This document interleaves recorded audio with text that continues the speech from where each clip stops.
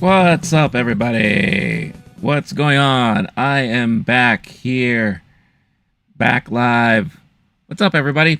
Happy Saturday, happy weekend, happy good afternoon, happy noon, good afternoon, noon.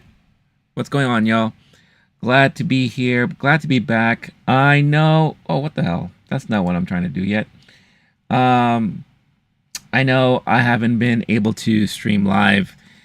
I wasn't able to stream live yesterday, and I'll just be honest here. I'm gonna have an honest moment with all of you. Some days, and I hate when my camera does this, when focus gets lost. I think it's because of my mic. Um, there, maybe that's better. Some days, or some weeks go great, and some weeks don't go as great, don't go as well. And, there are some weeks where you can be the most productive you could ever be. And then there are other weeks where you are just so unmotivated, so just mentally checked out in a way. And that could be due to many various reasons, right? Numerous amounts of reasons. And before I forget, as always, I am both live normally on traditional format and also now live vertically. So if you're interested in watching me through your cell phone in a vertical format, you can do so now, because that is now live and available to do so. But there are just some times where, because of various reasons, you are just checked out. Maybe you're exhausted, maybe you're tired, maybe you're a little depressed. That happens. And each one of those reasons are perfectly fine.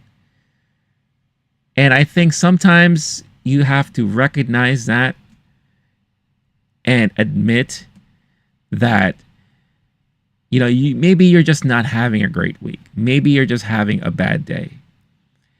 And instead of trying to put on a happy face, sometimes you just have to accept that that is what's going on. And just be honest with yourself and say, you know what?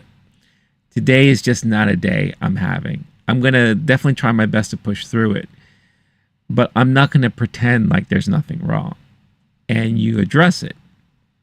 And let's just say that last week or this past week is one of those weeks for me, where it already started on Monday, where I literally, and this is no joke, and I mentioned this already before, I went through most of the day on Monday, not even realizing it was Monday. And I was going about my day as if it was like a Sunday. And I don't know how I lost track of time, but I did. And then in the late afternoon, it finally hit me. It occurred to me, oh my God, it's Monday today. And there are several things on Mondays that I usually do that I totally just didn't do. One of which is I usually go live and stream on Monday mornings. And I totally forgot about that. So that was one thing. And then there are several things that happened throughout the week that also just threw me off. And by come Friday, I was just like so mentally checked out of a lot of different things. I was so unmotivated. Where it got to the point where everything that I did on a daily basis just felt robotic, right? And I said, you know what? I need a mental health day. I'll admit to myself that it's just not been a great week for me. And it's, like I said, due to many different reasons that's happening, personal, professional, what have you. And I decided just to take a break yesterday to myself. I slept in a little bit more. I did some things that would make me, have fun. I watched like an old movie. Played some games. I was able to play games online with my friends. Again, Helldivers 2. If it wasn't for that game, I wouldn't have nothing to play with my friends right now. And yeah, I just said, tomorrow will be a new day. The weekend, I'm going to try to get things back on track. so that I can proceed on through the following week and weeks on moving forward in a better mental health state, right? And I think for the most part, with me finally being able to do that yesterday for myself, I think for the most part it helped. I woke up this morning. Yeah, I was a little groggy and I was a little like, okay, here we go, another morning. As you saw, like before I went live, the view outside my window, it's cloudy. It's gloomy again today. It looks like we're going to get rain again. You know, I feel like we've been getting a lot of that lately. And of course, anytime the weather's that way, it kind of affects you health-wise, you know, mentally. But I pushed through the morning. I took a shower. You know, I did all the necessary grooming stuff. Got myself some coffee. And I feel okay. And I was like, you know what? I had some time. I was able to set up the stream, think of some topics that I wanted to talk about. You know, looking at some of the headlines from this past week to kind of mention today here. And I'm here. You know, and I said to myself, you know, it is what it is. At the very least, at least maybe I'll have a chance to have some great conversations with some of you out there. Whoever decides to watch live at the moment, or maybe whoever is going to be watching live later on demand. You know, love always seeing the comments, love always reading the comments, replying to the comments. You know, sometimes I don't get any, and that's perfectly fine too. You know, but I'm here and I'm just doing what I love, and that is talking about movies, pop culture, all of that stuff. And maybe you enjoy that as well. You know? And if you are, hopefully you'll find all of what I do here entertaining. And I know I've been slacking on some of the other videos, like the, you know, regular normal form videos that I do on the channel. And I have some things on my queue to do, to take care of, that I really want to do. And I'll be doing them. You know, and I'm going to try my best to stick to a better schedule, get myself right on track. You know, try to manage my time more. Because I feel like overall, I'm noticing that I have not been able to do that properly. My time management sucks. And I'm sure there are a lot of you out there who could really relate to that. Yeah. And all I can say is that we're in this together. We all go through the same things. You know, it's okay to acknowledge all of that and just shrug on, move on. It's always going to be a better day the next day. You know, things could be much worse.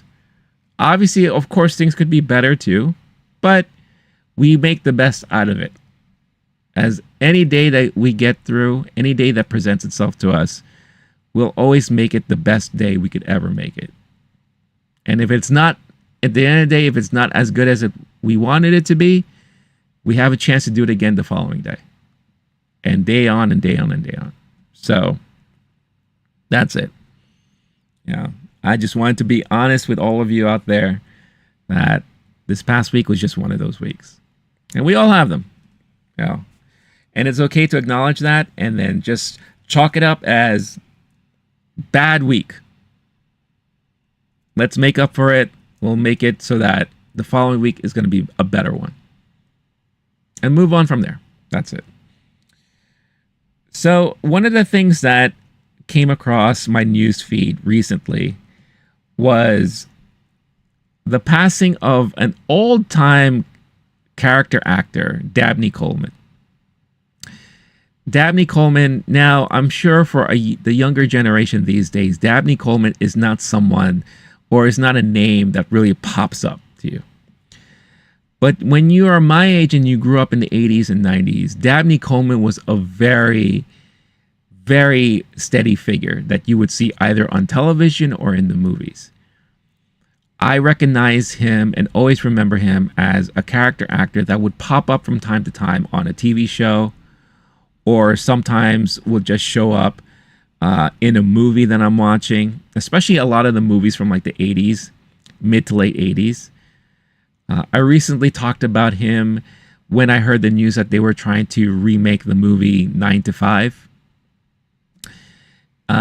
Because Dabney Coleman played the horrible misogynist boss in that movie, and his characters always tend to lean towards either the dipshit asshole or kind of like the bumbling fool who is somewhat smart but also gets himself into a lot of trouble, and he's always trying to like weasel his way out of the trouble that he's in. But he's so good at it. You know, he's just really, really good at it. I've always believed that if they were to do a proper Spider-Man movie in the late 80s, early 90s, I always thought Dabney Coleman would play a great J. Jonah Jameson. He is that type of person. Probably add a lot of comedy to it too, to maybe be on the line, pretty much the same alignment as we're getting with the guy who's playing J. Jonah now. Really great actor there. But Dabney Coleman, the one role I will always remember Dabney Coleman in was Different Strokes. Different Strokes was a show that I used to watch on TV religiously every week. And the one thing I really loved about Different Strokes, and if you don't know the show Different Strokes, it stars Gary Coleman and I forgot the actor's name, Todd something.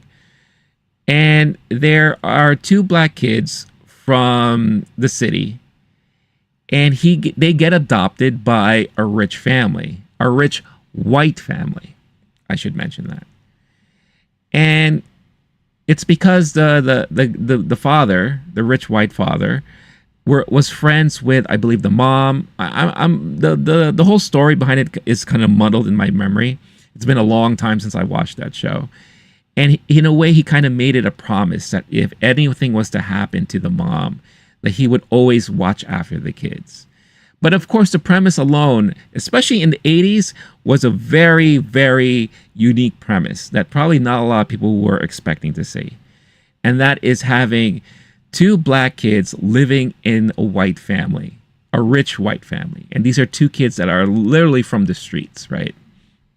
And they have a white sister, the daughter of the guy, right?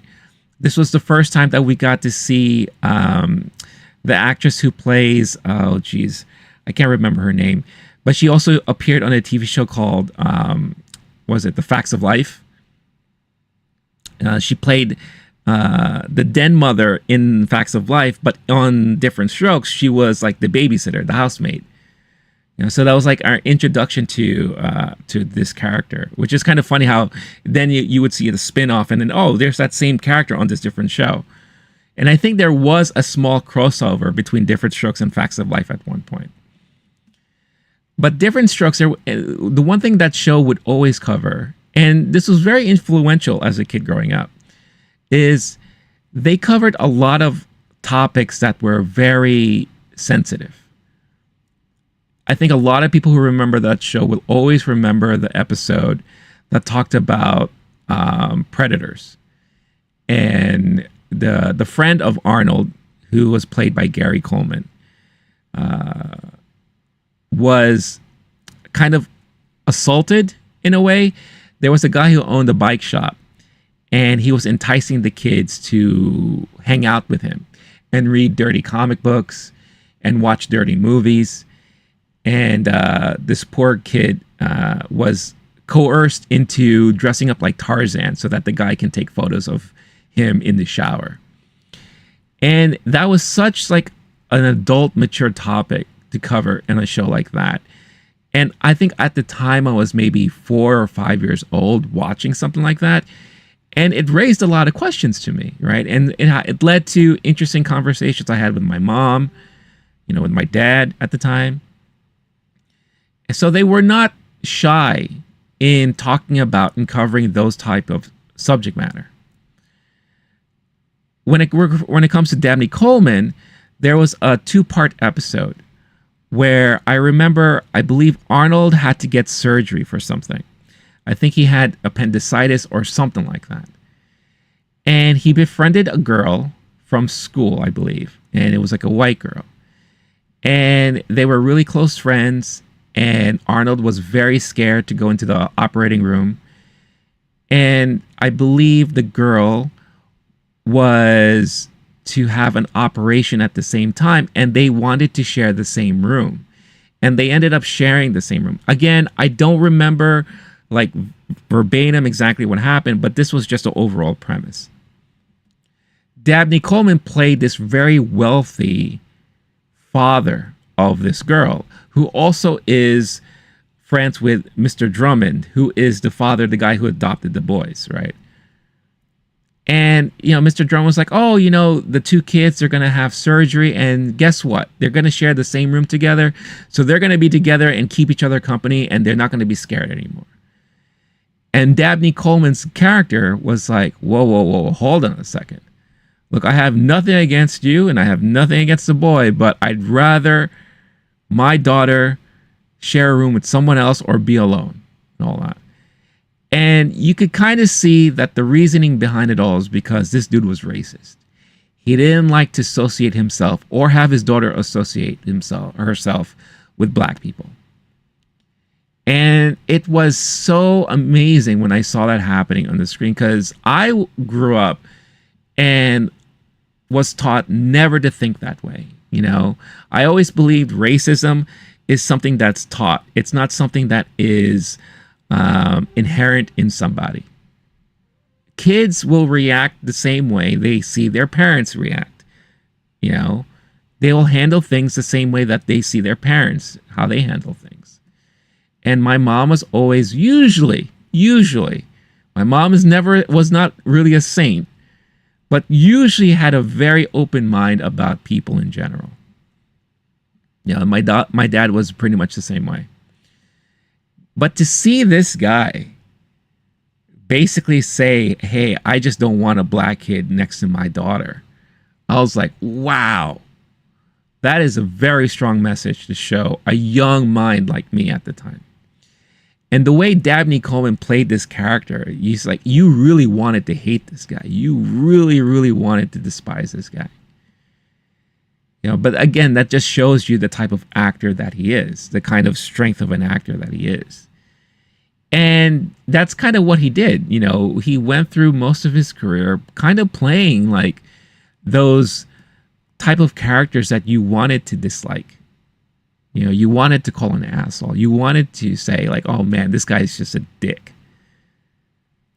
But then when you see him play other roles, you could see how very diverse he is, and the range of kind of characters and emotions he could play on the screen. I've seen him play,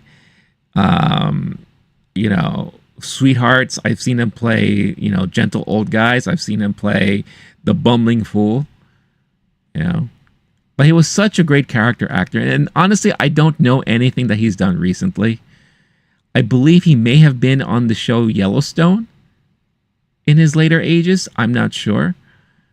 But he was definitely someone that I saw quite a lot growing up on TV and movies. So, he died at like 90 something, I believe. It was like 95-ish or whatever. So he's lived a good life. And, rest in peace to Dabney Coleman. Definitely a person I'll never forget growing up. And it is unfortunate that these are the days that people that we remember growing up and we see on TV and movies, they're getting to that point now where, they're getting so old. And we're losing them little by little, So, but the one thing I will say that they will always leave a long-lasting history with their filmography or the things they've done on TV, forever in celluloid, right? So it's always good to remember them during the roles that we remember them doing. So what's going on, Darsh's Universe? What's up? Duck, that's a very strange question. Maybe you do. And if you do, I would love to know why you love 1967 Mustangs.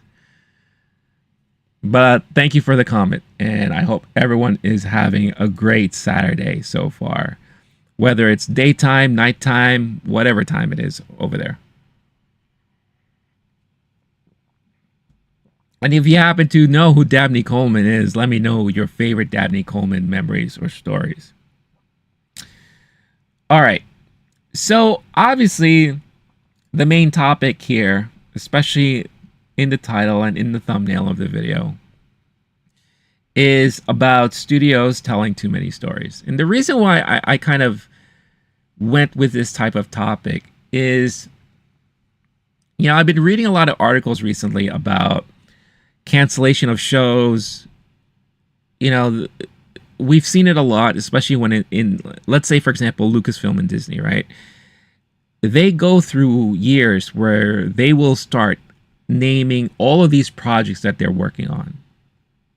And then shortly after, we start learning, oh, this was canceled, this is getting pushed back, this is being rethought, maybe, retooled, whatever the case is. Same things have been happening a lot on Marvel's side lately. A lot has been happening on Sony's side with some of the news that broke this week. And I think just everyone is jumping way too much on these trends. And they think that every story needs to be told when we are in this moment of a trend, right?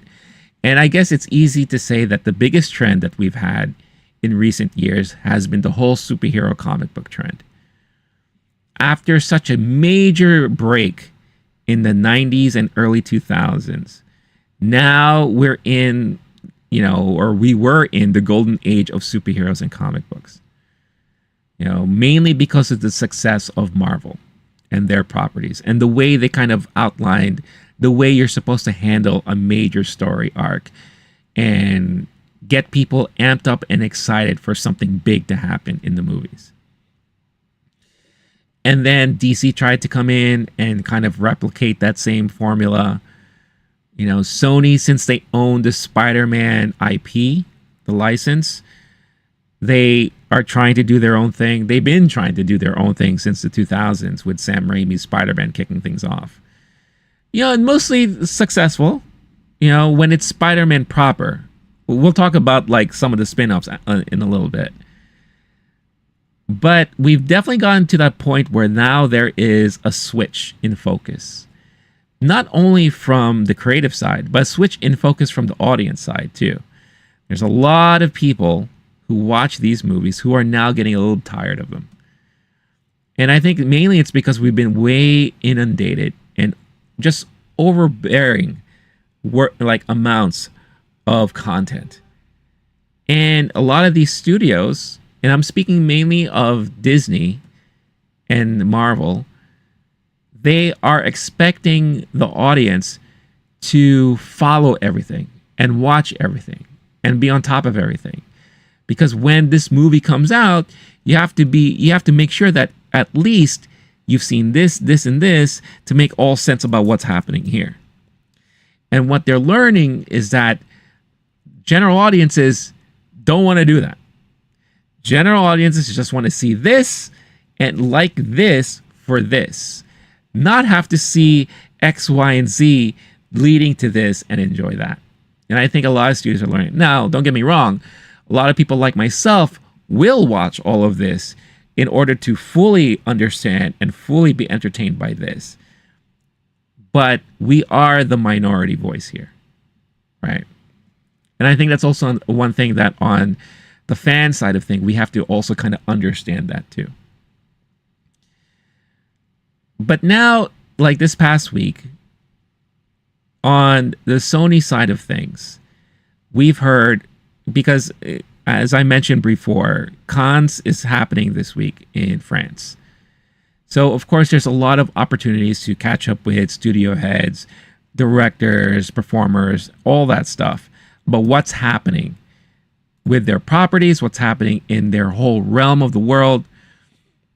And there's some interesting things going on. And I apologize if I'm missing some of the chat here. What's going on, Jonathan Williams? Nice to see you here. Thank you for tuning in and saying hello. Hope you're doing okay. And hope you're enjoying your day. Sorry,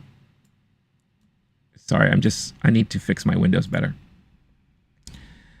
But, you know, they had an interview with head of CEO, chief CEO, Sony chief, Hey, what's up going on there, Chief? Right?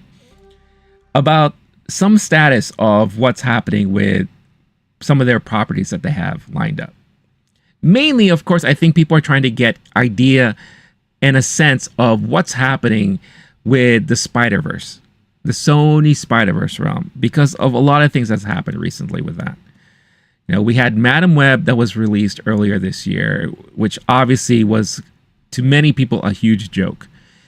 Now, the only thing that I will say is that it has hit Netflix finally this week, and it's right now currently the #1 movie streaming on Netflix. Mainly because I think it's a lot of people who are watching it just to make fun of it. You know, they understand that they're going into a train wreck, and they're just going into it and probably having a bad movie night, roasting it. Maybe you have a lot of streamers that are now reacting to it for the first time. You know, because a lot of people just didn't want to pay money to watch this in the theater, and I don't blame them. I will still say, and I still stand by this, that the movie itself is, if they were intending to do this, brilliant in its own way. If they were intending to recreate a straight up late 90s, early 2000s type of action flick, superhero type of movie, along the same lines as like the X-Men back in the days, or just something along that kind of like, you know, level, then they accomplished it. They totally accomplished it. It really brought back memories of me watching an action movie from a time period long ago. If it wasn't their intention, it was purely accidental, then I don't know what happened there. You know, so in a way, I will give kudos again if the intention was there for that. You know, but because it's now easily available to a whole slew of new audiences who haven't seen this movie in the theater, obviously it's getting roasted once again this past week, during the week. And I'm sure leading through this weekend is going to get totally like roasted on social media, because more and more people are finally getting a chance to watch it if they choose to. Then they announced that the Silk spinoff that was supposed to be on Amazon is now being canceled. I'm going to read the article here from The Hollywood Reporter. Marvel Silk Spider Society dead at Amazon. Sources say Sony Pictures TV, the studio behind the series, plans to shop the Angela Kang-led project to other buyers. Amazon's Marvel drama Silk Spider Society, from producer Sony Pictures Television, is no longer moving forward at the streamer, that is Amazon Prime. Sources say Sony TV, which owns the rights to a fraction of the Marvel universe that features more than 900 characters, plans to shop the drama series from former Walking Dead showrunner Angela Kang. Kang, who departed her pact with AMC for what sources say is an 8-figure deal with Amazon, remains housed at the streamer and will continue to develop projects for the company.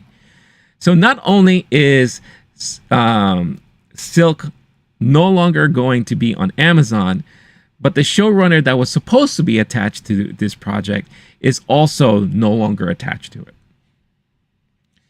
The decision to scrap Silk comes a mere 2 days after Amazon, during its first in-person pitch to Madison Avenue ad buyers, announced a Sony-produced Marvel series Noir starring Nicolas Cage. So that is the news that was announced earlier this week, where it was confirmed that Nicolas Cage will be doing a live-action version of the Spider-Noir character that we've seen in the Spider-Verse, which I think a lot of people were kind of excited and hoping to see happen eventually, because there's a lot of people like myself who actually love that character and love the portrayal of the character, right? But I think this is another example of them trying their best and darndest to put so many stories out there that honestly, I think a lot of people are not interested in knowing and hearing about. There was another project that they announced last year, early last year or so. The Luchador Spider-Man spinoff that was supposed to be with Bad Bunny, right? El Muerte or something like that.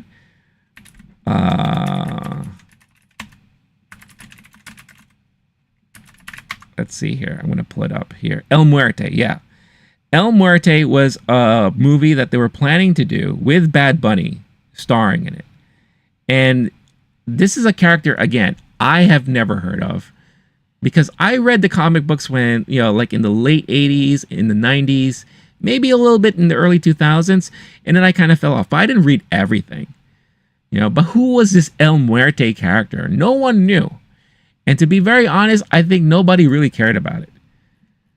But they were really hoping that was going to land somewhere, and they were hoping that this was going to get pushed out. But in the end, it got canceled. And then they said they were going to do it again, but now it's kind of like in limbo, right? Somewhere out there.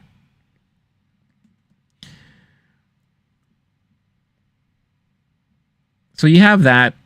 And then they were asking the chief there at Sony, and I want to make sure I give him proper respect, proper name.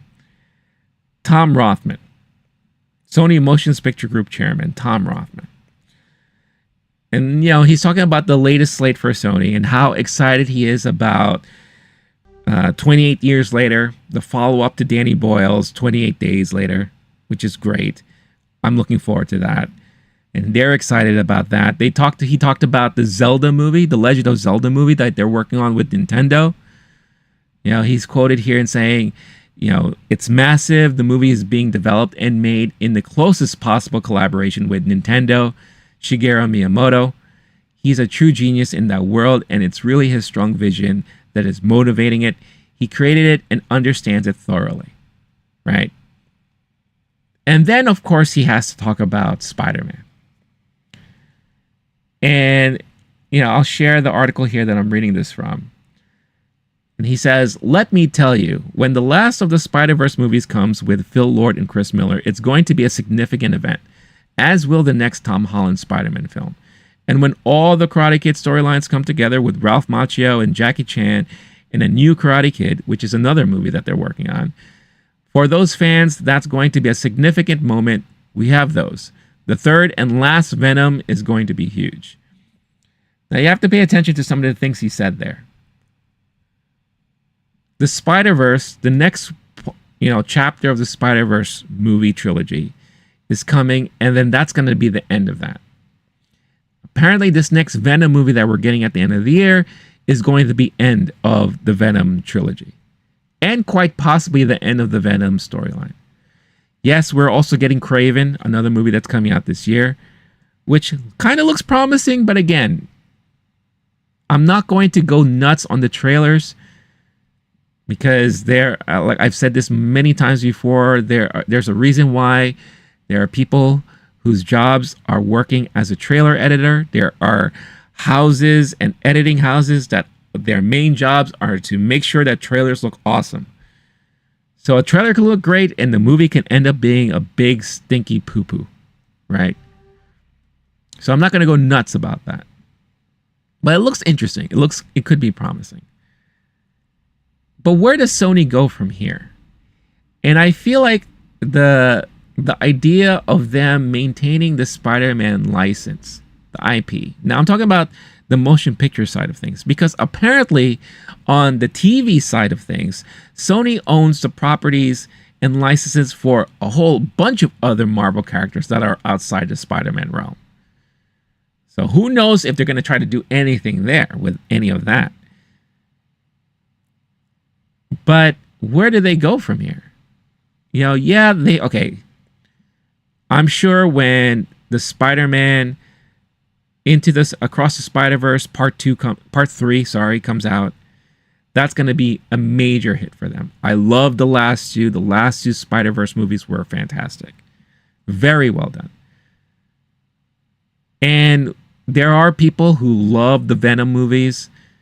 So I'm sure when Venom 3 comes out, there's going to be a good amount of people who are going to go out there and watch it. And take that as you will. However it ends up being. And of course, anything with Tom Holland as Spider-Man, people are going to be very excited for that. Because let's just face it, they found a proper formula that really works for Spider-Man. They found a perfect person to portray Spider-Man. And, you know, Marvel has a little say when it comes to anything with that Spider-Man character in particular. So that movie, I'm sure, is going to be awesome whenever that decides to come out. You know, but what are they going to do next? What do they have planned?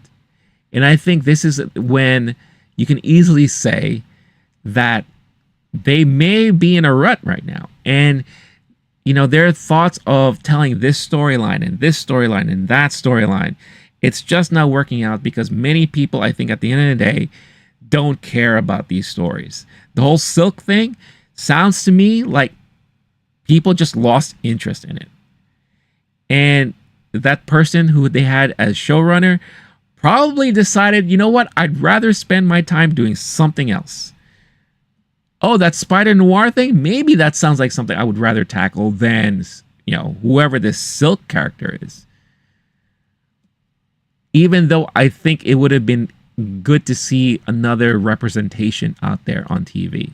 Because Silk, I believe, is an Asian character in the Spider-Man universe. What's going on, Star-Lord? Star-Lord is in the house. What's up? I got this for you. There you go. I'm sure you've been dying to hear that. You know, so it's just so interesting. I can remember all the times that Sony has announced that they were going to work on a Spider project.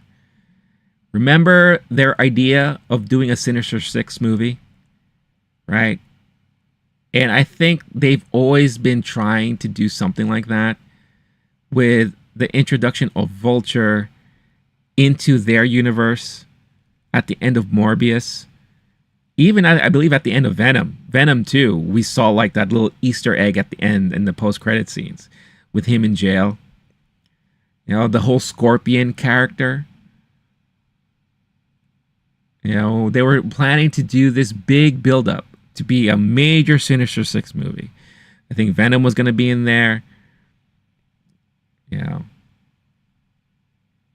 Morbius. Oh my God. Let's not even talk about Morbius. Madam Web, who knows what they were trying to do with that movie? Probably nothing now. You know, after its reception. But you know, when you think of ideas and when you're putting these ideas together, of course you're hiring writers, you're spending money on this, you're spending money on that, and at the end of the day, you're just wasting your money trying to think up of ideas and storylines that most of the time people just don't care about. And instead of just focusing on stories that people would care about and stories that are just good in general, you know, do we need all of these different Spider-Man movies?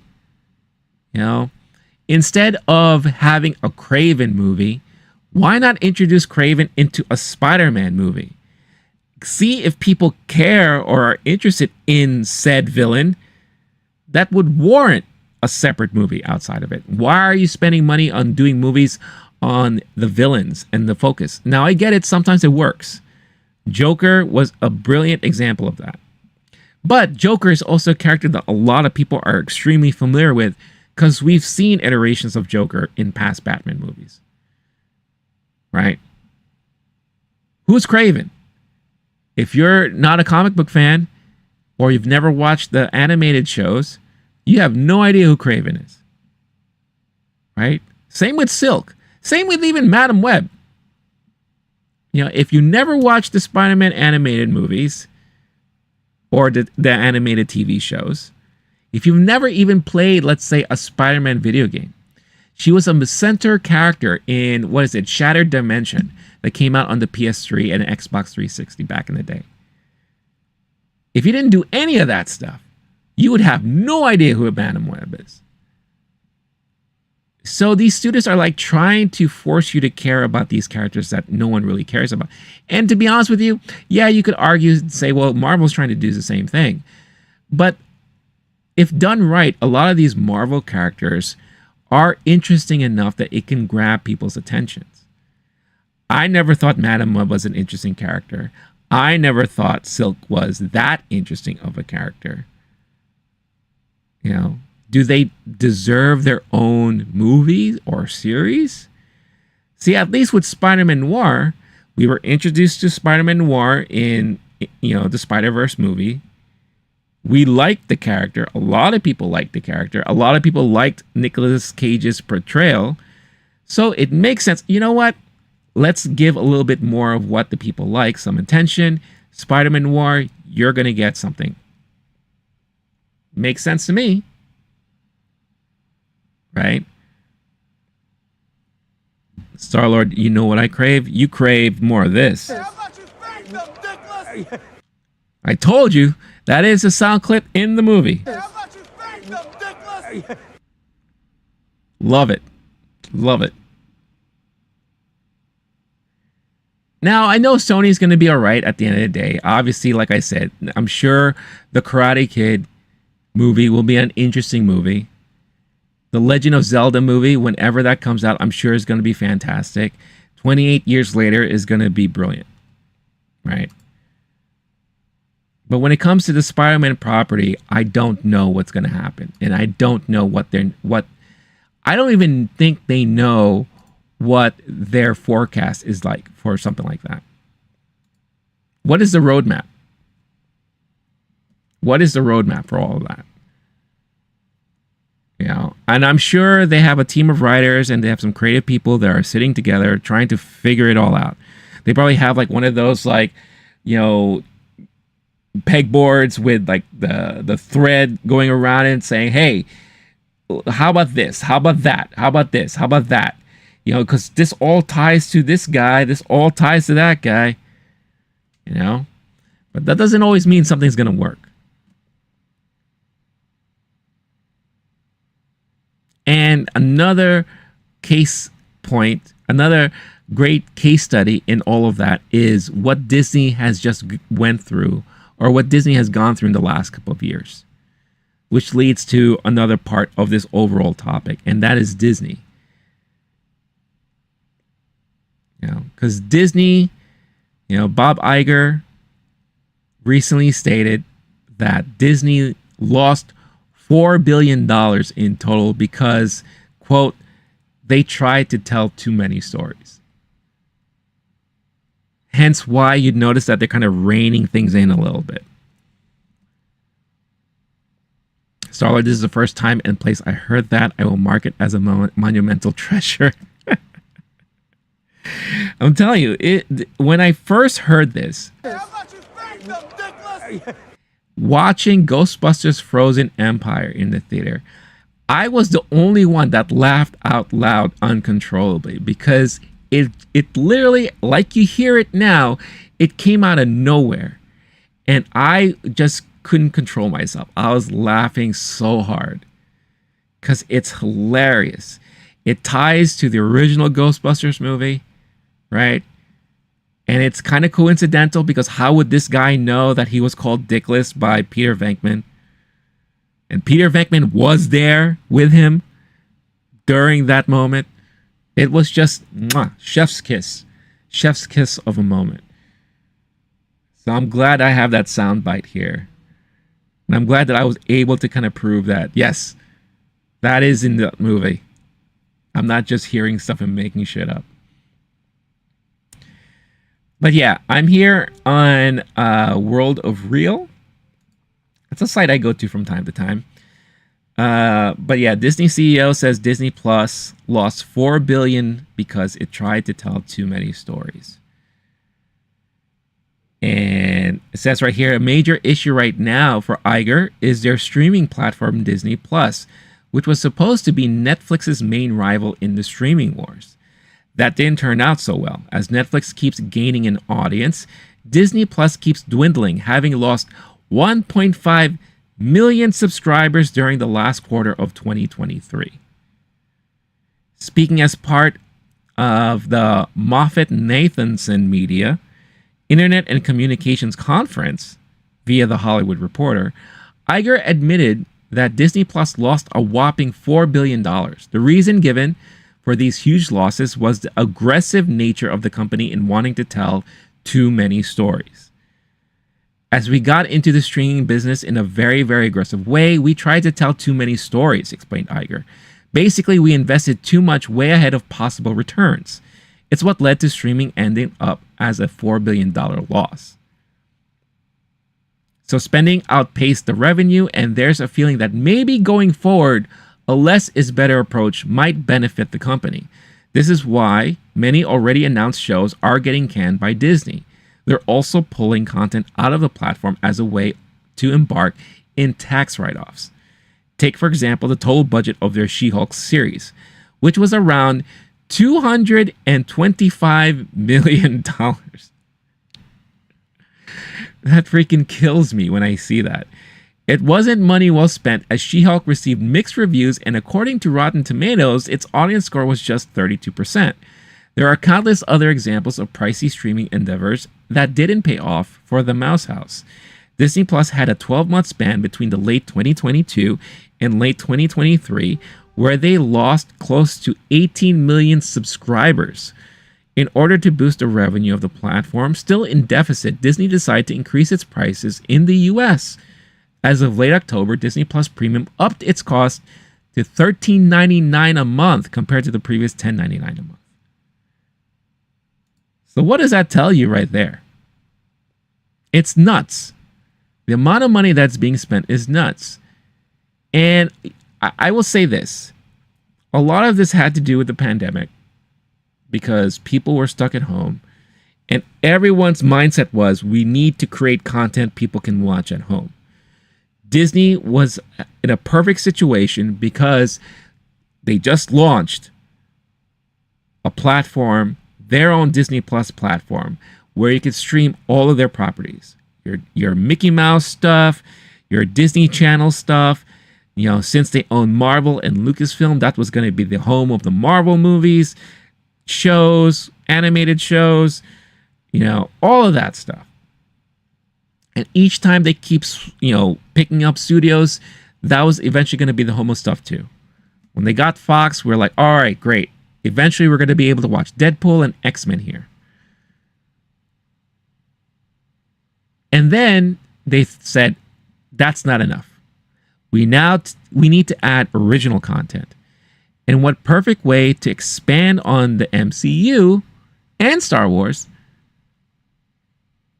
What better way to do so than creating original shows, TV series, movies, whatever, right?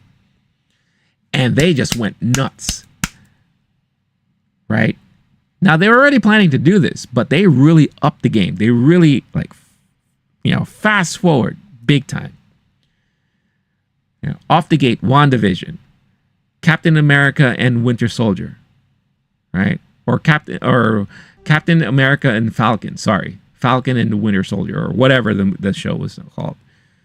Right? LOWKEY. I believe all three of that was in 1 year. Right? And then they tried stuff with Moon Knight, the before mentioned She-Hulk. And they kept like announcing new things. We're going to get an Ironheart show. Armor Wars was supposed to be a show at one point. You know, we were going to get a Wakanda show. It was just so much.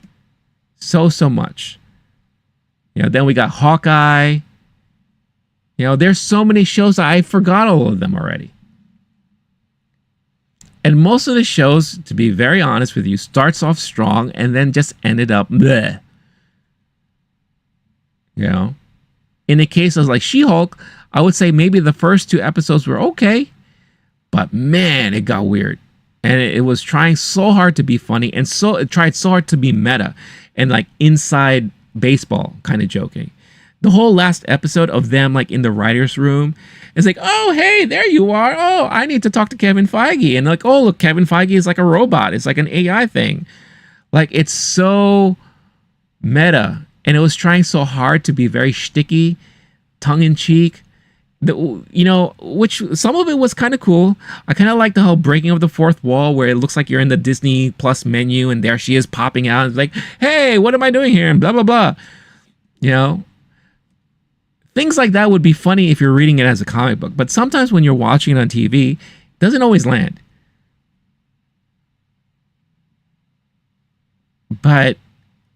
And let's not even talk about Secret Invasion. Holy shit. What a train wreck of a series that was. And that was supposed to be the series that everyone should have been pumped for.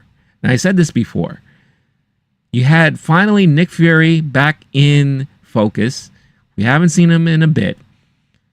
And of course, Nick Fury is a fan favorite if you're a fan of the Marvel movies. And you made a show featuring him that people ended up hating and despising and saying that, what the hell was this? This is a piece of crap. You know, introducing a character that's supposed to be like the uber powerful character. Now you're telling me that the Emilia Clarke character is quite possibly the strongest person in the MCU right now? Oh, and by the way, War Machine, Rhodey, that wasn't the Rhodey that we're supposed to have.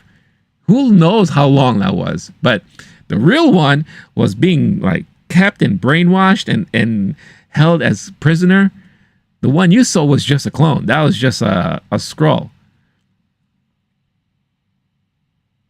Huh? Notice how we haven't heard anything about any of that stuff recently.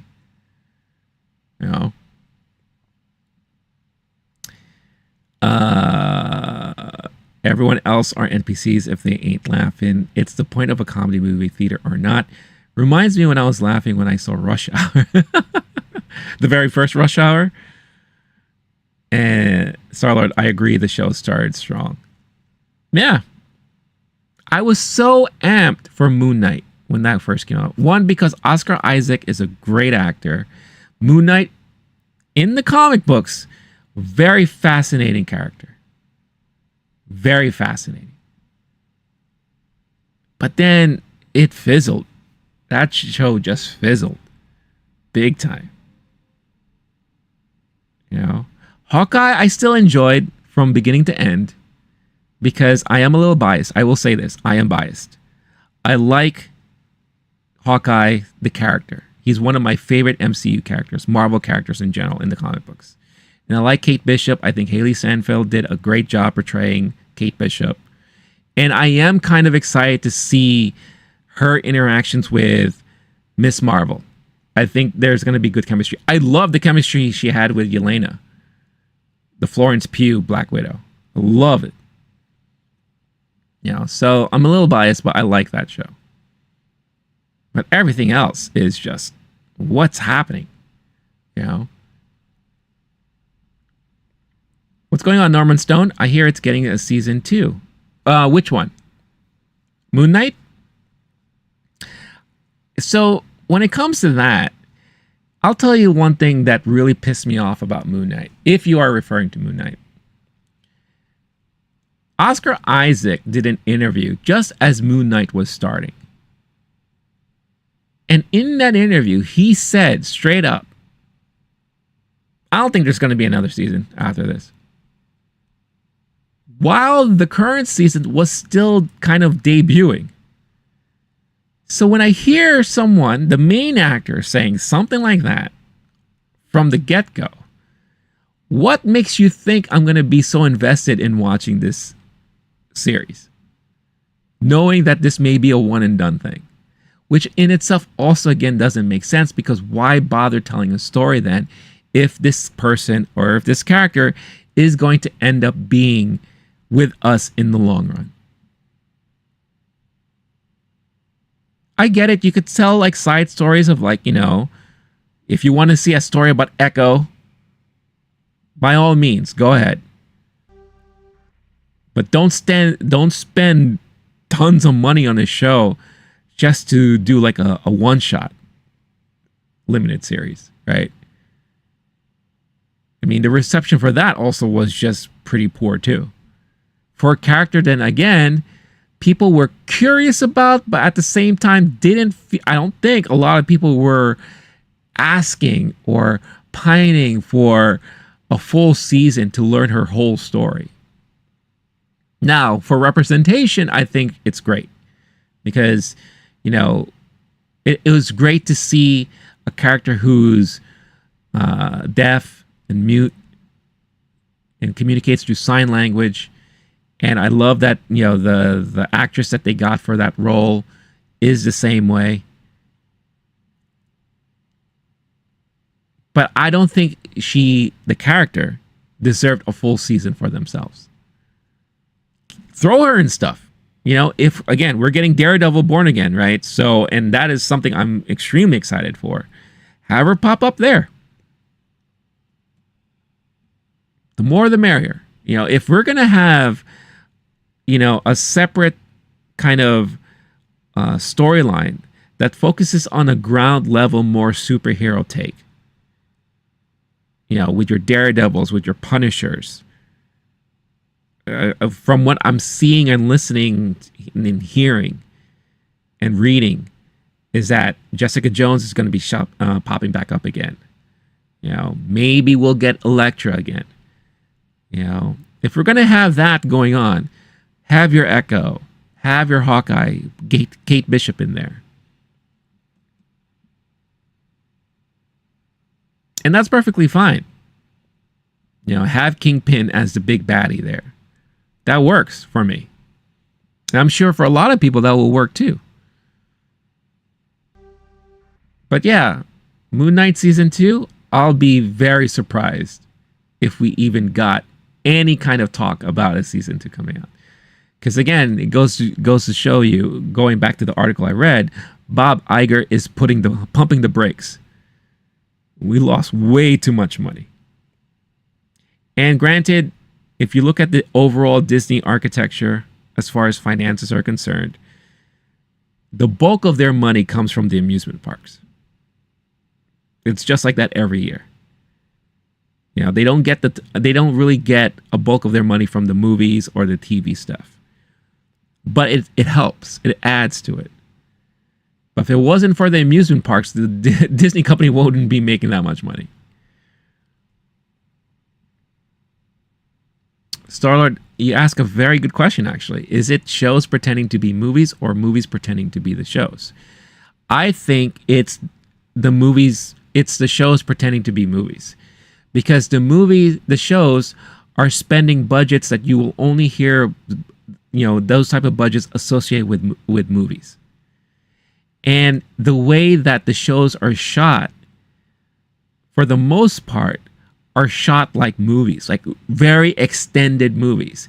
You will hear a lot of the actors, actresses, and even some of the directors say that the way we approach the shooting and the putting together of this show is as if we're filming an extended movie. Which in concept sounds awesome, especially if you want to get good quality. But I guess in reality and in practicality, it's not. And I think they're starting to learn that now. You know, because if you look at some of the earlier Marvel shows, you know, and again, I'm talking about a great example of this is Captain America, Captain America and Falcon, right? Falcon and the Winter Soldier. I believe they changed the name of that show twice. But that felt like I was watching a very long movie that they just chopped up into episodes. And then if you look at some of their more recent stuff, it looked like they were trying to do the opposite. Yeah. I just think that they haven't found, I think, the proper formula that works for them yet. WandaVision, I thought was great. I thought that was a good first attempt. And I did love, and I cared about everyone in that show. Loki, first season, fantastic. Brilliant. Season 2, I think I have to give them kind of a pass on it because I feel bad for them because of the whole Jonathan Majors situation.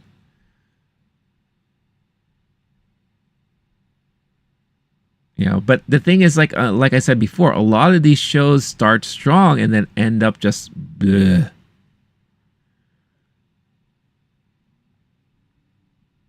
Star Wars 2 episode premiere I'm not really into, but I could binge watch. Yeah. I'm still a huge fan of the week to week release. I'm still a huge fan of that. A great example of that is the X-Men 97 series. I thought the week to week release for X-Men 97 was great because it led to that anticipation every week. You know, and I feel like I understand binging serves its benefits. Sometimes I just want to breeze through a show in like a sitting or two, especially if I'm like really excited and I want to keep watching it. But I guess I'm just a traditionalist. You know, I'm very old school sometimes. I prefer watching my shows week to week because I need a breather. I need to watch something, have it sink in, so that I can build that anticipation for the next show, for the next episode. You know, especially when a show is very heavy, you know, like a Game of Thrones, you know, or Rings of Power, a Shogun. I still haven't had a chance to watch Shogun, but I could only imagine how watching Shogun week to week was so much better than having to actually sit there and try to binge through everything, because that's a heavy show, very heavy. Succession. I binged Succession because I never got into Succession when it was coming out every season. So leading up until the final season, I started to binge it, and man, that was too much for me. I mean, I was anxiety ridden because that show is just so intense sometimes. Rings of Power is as heavy as carrying the ring. You know, that's true. Although I think I'm one of the few that actually likes that show. I don't know. Maybe it's just me. I thought they kind of it paid off at the end. First, it's light and bearable, and then Sauron makes it heavy and a burden. It's a burden to get through, right? Oh yeah, thank you.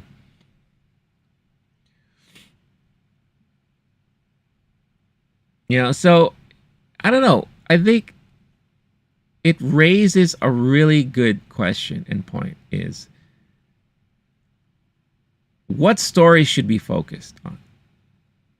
How, you know, and another reason why I also bring up this topic too is I was doing some research. I'm thinking of doing a retrospective series every year, because we're getting to that point where a lot of movies I grew up watching are celebrating major milestone anniversaries. Movies that came out in 1984 are celebrating 40 years anniversaries. That's huge. I mean, I'm 46 years old. I can't believe I'm that old. You know, but these are movies that are pretty much almost as old as me. So I started going back and I'm looking at some of the movies that came out in 1984. And it's so crazy how very little movies were out in theaters in any given month compared to what you see nowadays. And I think we're at a point where, and I don't think it's too far-fetched to say something like this, there's just way too much content out there. Movies and on TV. You know, I've said this before multiple times where I can't seem to catch up sometimes. I'm going to name some of the shows that I've been dying to watch. And I talked about them, I hyped them up last year in anticipation for these shows coming out, and I still haven't had a chance to watch them. All right, let's start. Shogun, the Scott Pilgrim anime series on Netflix, the Mogwai Gremlins animated series on HBO on Max. What else? Three Body Problem on Netflix. All right, that's 4. What else? We have I saw Mr. and Mrs. Smith. I saw the first season of Rings of Power. Second season of Visions, Star Wars Visions. Haven't seen that yet. That's 5. Right? And obviously, a lot of these things are multiple episode seasons, right? So we're talking about hours upon hours upon hours of television. And I know I'm missing some more. Was it Generation V, the spin-off of The Boys? That's another one I haven't had a chance to see. Second season of Invincible, or whatever the last season was. Haven't had a chance to see that yet. And I loved everything I saw before that. You know? Because I have to think about it too. I have to think of, I want to watch these shows. Plus, I'm also watching the movies I want to watch. Because at the end of the day, that's what I do. That's what I do here. I talk about them. But there's just too much for me. What about those who watch all those reality shows? You know, if you're a fan of documentaries and true crime stuff, there's an endless amount of shows to watch there. Plus, we're getting so many now this year. Season 2 of House of Dragons. Season 2, Rings of Power. We're getting Acolyte, a Star Wars show. Don't get me started on Star Wars TV too, because boof, that's another problem too. There's too many stories to tell. But do you have to tell them all? I think when it comes to the superhero side of things, the comic book side of things, the Marvel side of things, no, I don't think you have to tell them all. And the biggest problem I think they came across, and this is something I've also mentioned in the past, is that they thought that same model that they use for comic books will also be able to translate onto movies and television. And it's not. It's not true. It's a very different medium. It's a very different audience. You know, comic book fans and comic book readers won't mind reading multiple issues of a comic book series or multiple series that ties into one major storyline. They won't mind that. But a movie-going audience, a TV-watching audience, you're asking them way too much to invest in watching this show, that movie, this movie, to understand this major movie that's going to come out 5 years from now. That's a lot of time to invest. You know, let's also remember that, you know, a lot of people right now have very short attention spans. Thanks, TikTok.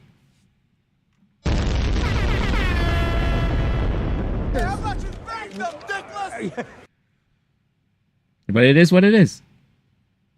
You know?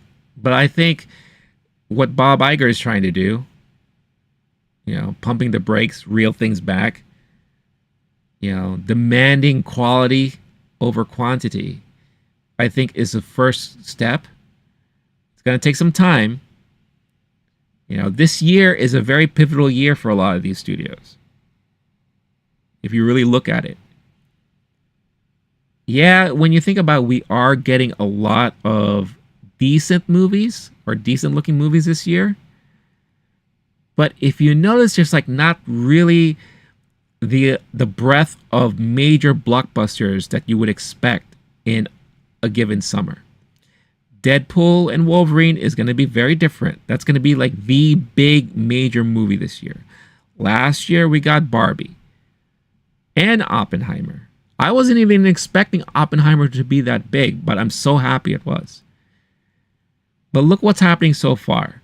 Fall Guy was expected to kick things off, and it didn't do as expected. Kingdom of the Planet of the Apes seems to be doing all right. Let's see what it does this weekend. We're in right now. But we have, and we continue not to have any Star Wars movies. We're only getting the one Marvel movie. No DC, no other major franchise, for the most part. But as I mentioned on Wednesday's stream, if you look at the slate for the summer of 2026, that's when things get nuts. But before we get to that point, we have a little bit of a lull. 2025, we'll see more of a ramping up, but 2026 is going to be insane.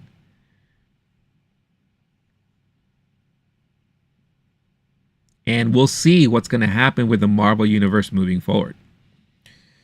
Deadpool and Wolverine's going to say a lot about that, in my opinion. You know?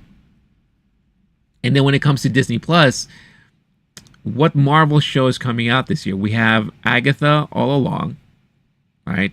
The Agatha spinoff. And don't get me wrong, I love Catherine Hahn. I love knowing Aubrey Plaza's in that show. But did we really need an Agatha series? You know what I really like that I wish they would do more of? The Werewolf by Night movie. Love that. If they wanted to do these like little spin-offs, why couldn't they have done like an Agatha movie like Werewolf by Night? You wanted to do an Echo thing? Do a little straight to streaming movie. Echo movie. Not everything has to be a series. I don't even know what's going to happen with the movies moving forward. What's happening with Shang-Chi? Haven't heard anything about that. What happened to the Eternals? Nothing. And good luck now trying to get all those actors back to do something like an Eternals again. Barry Keoghan's getting more popular. Angelina Jolie, who knows? Whatever she's up to. Gemma Chan is getting more and more popular. Harry Styles was teased at the end of Eternals. Would he ever consider coming back again for that? Or something along the lines of being in the MCU in general? Why bother introducing all these people? Oh, Star-Lord, you haven't seen Werewolf by Night yet? It was one of my favorite Marvel things they did on Disney Plus. The fact that it was filmed practically and it had like that very old school horror vibe to it. Loved every minute of it. Loved it. Now I know they did a colorized version of it. It's up to you. I watched the original black and white when they put it out there, and for me, I thought it was brilliant. I never watched the colorized version, so it's up to you to check it out the way you want to check it out. Oh, you also said try watching edited down versions. It could save you time. Yeah, I'll think about it. The thing about me, it's like I like watching everything. I like being immersed into whatever I watch. That's a me thing. Like, I know there are a lot of people who watch shows on Netflix at like 2 times speed, and I just don't understand how anyone can do that. You know, I know people listen to podcasts at 2 times speed. A friend of mine at one point admitted listening to my stuff at 2 times speed. I'm like, hey, whatever gets you through it. I just love that you're listening or watching it. But me personally, I could never imagine doing something like that. That would drive me a little crazy, I think. But yeah, we are at an interesting point where if you look back at 2010, right? There was this fever, this feeling of, wow, it feels so good to be at the age we're in now, where the things that I grew up loving, everyone now loves it. With the Marvel movies doing so well, DC doing okay. I forgot what year Wonder Woman, the first one, came out, but that got good praise. Man of Steel was a little bit divisive, but I actually personally liked it. But we are at least getting these properties on the big screen. And of course, you know, Harry Potter was very successful.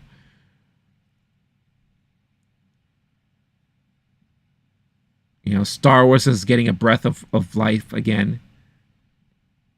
But now, fast forward in 2024, the narrative is now reversed. Now the things I loved growing up, people are starting to hate. because there's too much of it, or it's not done right, or it's boring, or it's not entertaining, it's stupid, it's not funny. Who cares? You know? I agree, Star-Lord. Short attention span. Again, thank you, TikTok.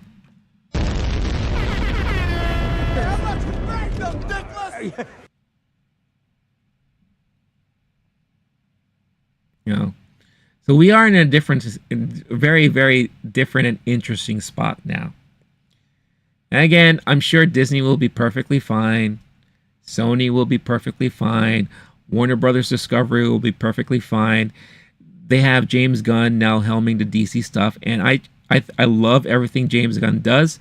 I'm pretty sure he's going to do a bang up job with what's going out there. And if not, oh well, another one bites the dust. But, you know, we'll see what happens. You know, and I think a lot of it also has to do with streaming. Just the popularity of streaming, the ease of accessibility to a lot of this content now at home instead of going out to the theater for it. You know, it changed a lot of habits of people.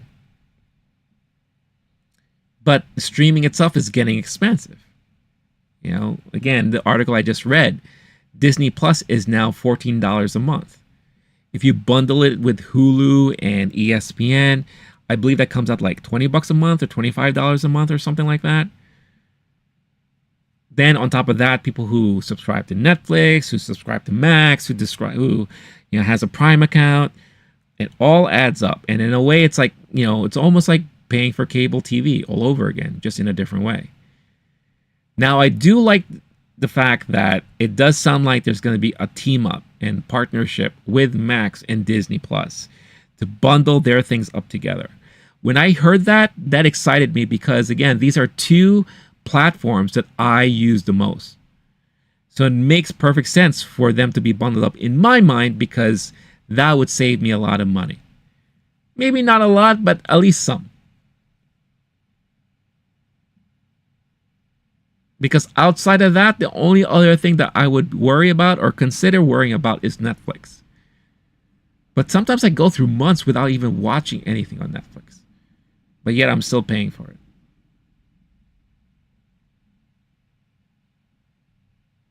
Yeah, and Prime is Prime. I mean, if you already have a Prime account, which most people do, you pay for the whole year. And Prime Video is just an added bonus to have. But I've said time and time again in the past that I cannot make myself or push myself to pay for just a Prime Video account on a monthly basis, because for me the value is not there. And that's just me. Maybe there are other people out there who are different. You know, the only other service that I appreciate is Peacock, because I am slowly becoming once again, a wrestling fan. And of course, I can see my WWE there. Every pay-per-view is included. They're good with sports coverage, especially now that we got the Summer Olympics coming around the corner. I'm excited to see that. SNL. I love watching Saturday Night Live, so that's the place I go to for that. And some of the, you know, Universal movies are on there. So of course I'll do that. I wish I could get myself in committing to a Paramount Plus, but for me, they just don't have enough on there. But you notice how I'm naming so many platforms already. There's just too many. You know, I would love to afford having all of them. Adding maybe the Criterion channel, which I love because, again, I'm a movie guy. That's always my heart. And Criterion, they have such great programming on that channel. If A24 was to do one, or if A24 really partnered up with somebody, I think they're partnered up with Max now. You know, that I would hop on that immediately because I'm such a big A24 guy. Then, of course, people love their Crunchyroll, their Shudder if you're a major horror fan. There's just so many. And then you have the free options like Tubi and Mubi. TV Mubi. And then it was at AMC Plus for fans of like The Walking Dead and all that stuff. And then you have what MGM Plus, which is a subsidiary of Amazon Prime, but I think you have to pay for that separately. It's insane. The amount of stuff they have out there is insane. And it all boils down to what I said before. It's just there's way too much content. Way too many stories to tell. But not every story needs to be told. I think that's the big lesson that a lot of these studios are now learning. Or slowly learning. Again, not a lot of them have, I think, fully caught on yet. But when you have your boss sitting down and telling people, yeah, our platform lost $4 billion.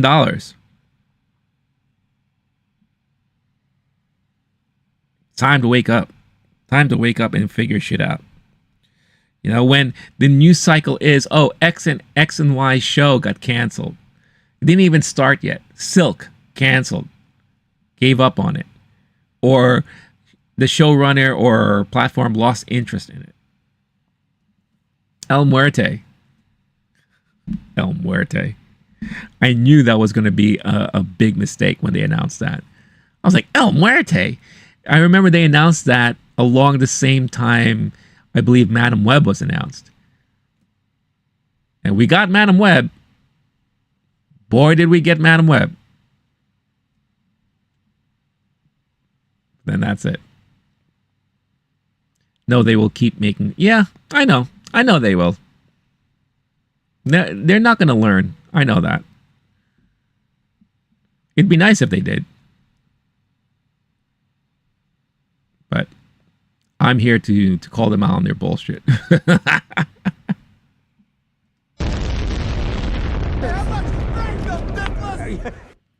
Is that ever going to get old?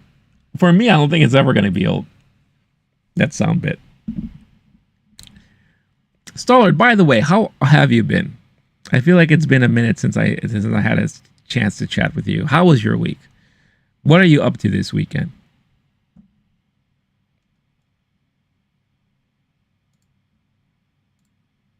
Let's take a little break and let's talk about the audience. Let's have a community chat going.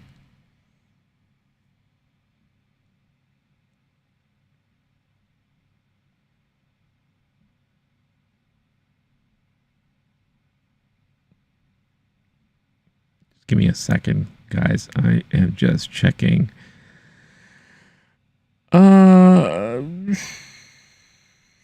Some of my notifications. Give me a moment. I'm sorry. Very professional of me to do this. I'm a very professional guy. Very professional streamer. Starla, I've been missing out because I sleep all the time. Hey, sometimes your body needs it. When I started this stream, I was talking about the week I had and why I missed my Monday stream, why I decided not to stream on Friday. And I just had one of those weeks where mentally I was pretty much checked out. And it's not because of this. It's a multitude of reasons behind the scenes. And sometimes you can't get through it sometimes. And the best thing to do is admit it, hone in on it, accept it, and do what you can to get yourself back mentally in the right spot. Or physically, it works any way, really. So, the funniest thing, and I apologize if I'm repeating this, but I literally went through most of Monday not realizing it was Monday. Complete honesty. And then halfway through the day, I found out it was Monday, and I was shocked. I was like, are you kidding me? That's why I missed Monday's stream. I forgot it was Monday. And then Friday, I just woke up, my brain and body was just like, basically was I'm like, all right, you got it. You know what? I'm going to have a day to myself. And that's what I did. So being tired, I understand. I get it. I know the feeling. Hopefully you can get yourself back rejuvenated, have some energy, get back into what you got to do or what you want to do. Or if you don't want to do anything, that's fine too. Ain't nothing wrong with any of that. At the end of the day, you live the life you feel you want to live. And you make it happy for yourself. Whatever makes you happy at the end of the day. All right. Let's see here. So, The Hollywood Reporter has this interesting article that recaps everything, or at least 8 major takeaways from this past week's Upfronts. Now, I mentioned Upfronts on Wednesday's stream that was happening this past week. And it's funny because I mentioned back then that Upfronts are a very different thing nowadays. But I remember back in the day, Upfronts was, you had these networks, you had these studios that lined themselves up in front of advertisers who want to buy ad spots during your shows, and they try to promote anything that they're doing for this upcoming year. Right? Now with streaming, I guess advertisers can buy ad spots for ad tiers, right? But it's very different scenario, but they still do it. You know, and all the major studios, all the major networks and platforms were doing their upfronts in front of advertisers this past week. That's why we got some decent news coming out. We got some new trailers. Which, by the way, thanks Lionsgate and Warner Brothers. You blew it! For demonetizing my stream just for reacting to your trailers. Bunch of bitches. How about you thank them, dickless? Yeah. But I guess this is a great way to recap everything that happened because, you know, Disney had some stuff, Warner Brothers had some stuff, Amazon, Netflix, you know. Star-Lord, time flies so fast. Oh, it always. But I always remember what Ferris Bueller said. Sometimes life moves pretty fast. Every now and then you have to stop and look around for a while. And that's what you gotta do. Always keep that in mind.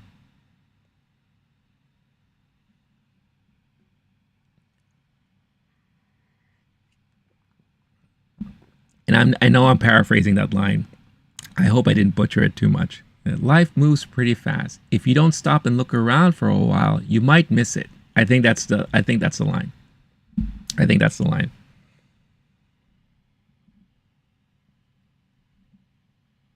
I'm telling you, Ferris Bueller, I used to watch every time I cut school. That was the first thing I did. I popped in my VHS tape of Ferris Bueller and I watched it. Because I always dreamed that, you know, I would love to have a day off like that. You know. And also, and I know I'm going on a separate tangent here.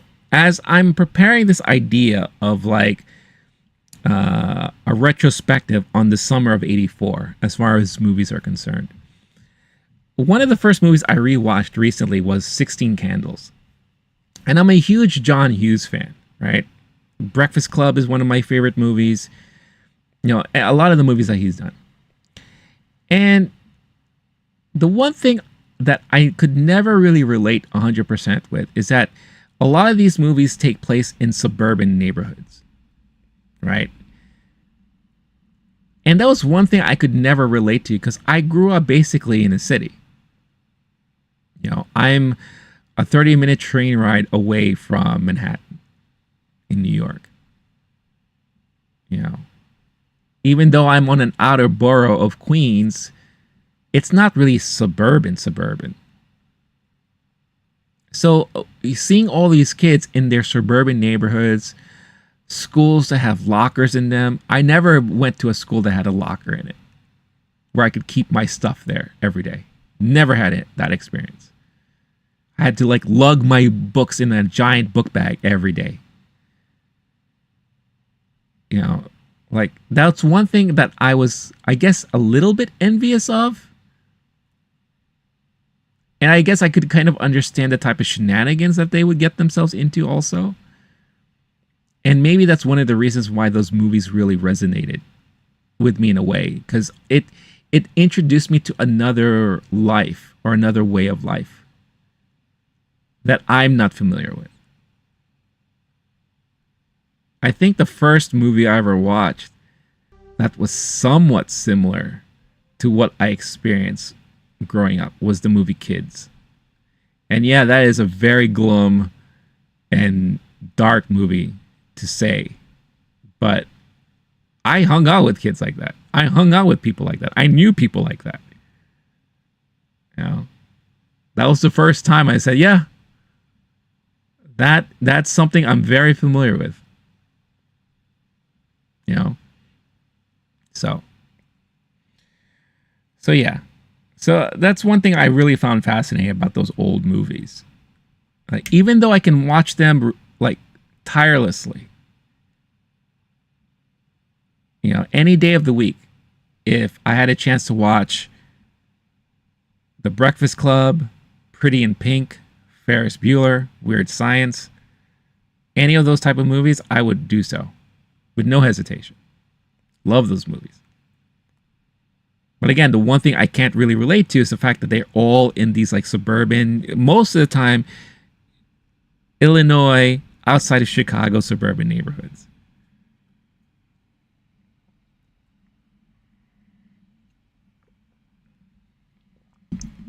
But yeah, I'm looking forward to working on that. A little retrospective. Hopefully I can get it done in time. And what I'm planning to do is that this year is 2024. So, of course, the focus this year will be summer of 84. And then next year, summer of 85. And then 86, 87, like that, so on and so forth.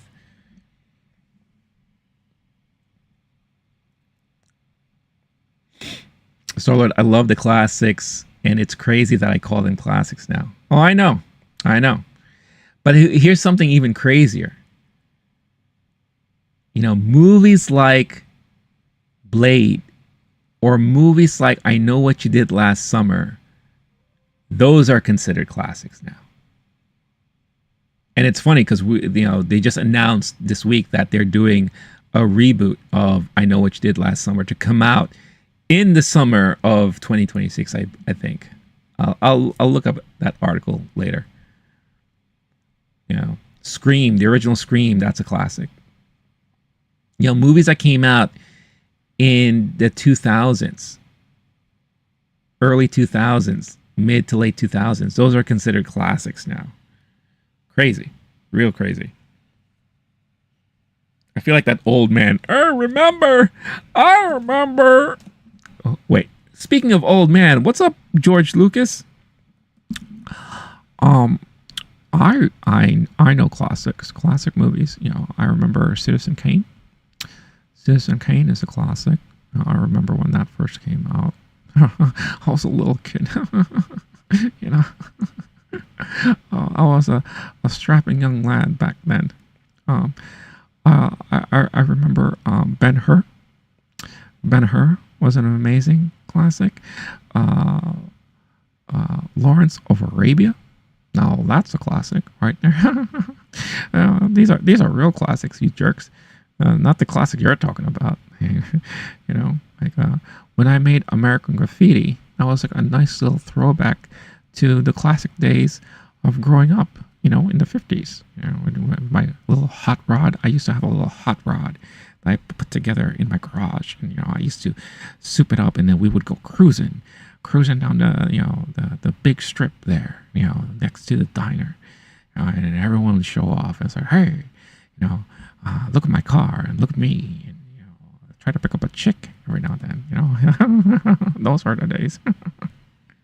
Oh, thanks, George. I really appreciate that. Thank you. How about you thank them, dickless?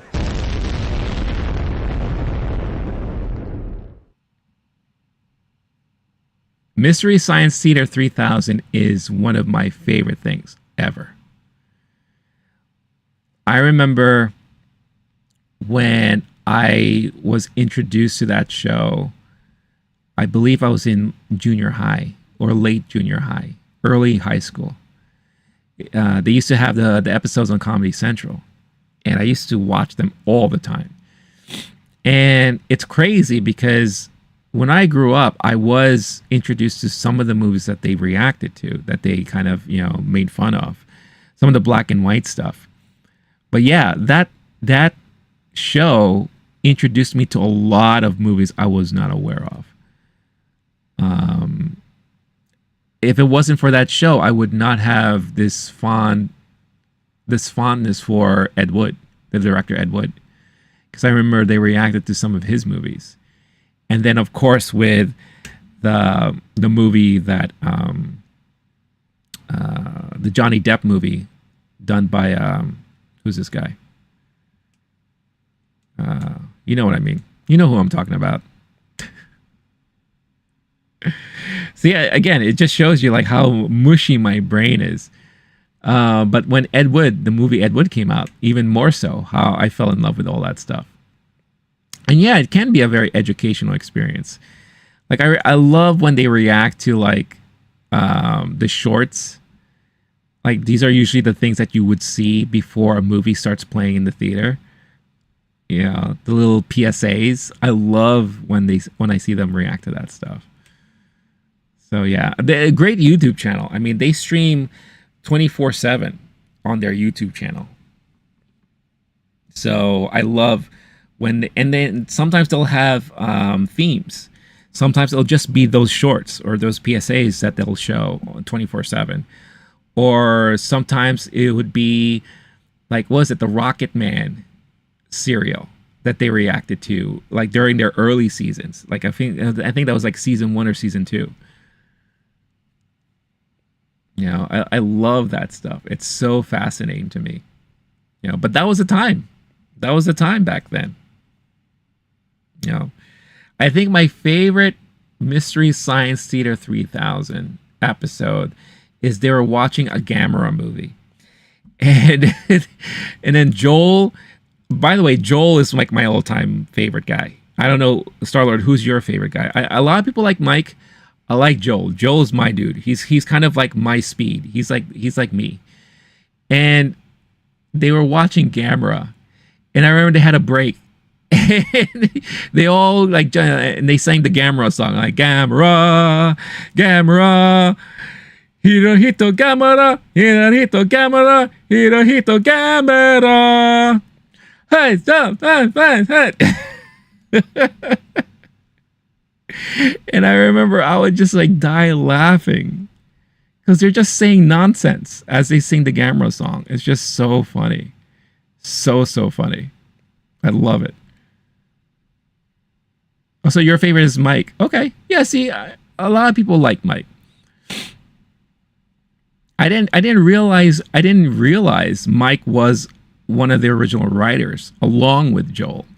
So Mike was always behind the scenes, and Mike used to always play like these like characters on TV, like in the episodes. There's one time, even before I knew who Mike was, he portrayed Morrissey in one of the skits. So I thought that was really funny when he showed up like that. What's going on, Fur? Is it Fur, F-E-R? I'm doing good. How are you? Welcome from Brazil. Nice. Awesome. Glad you said hi and glad you tuned in. I hope you're having a good day.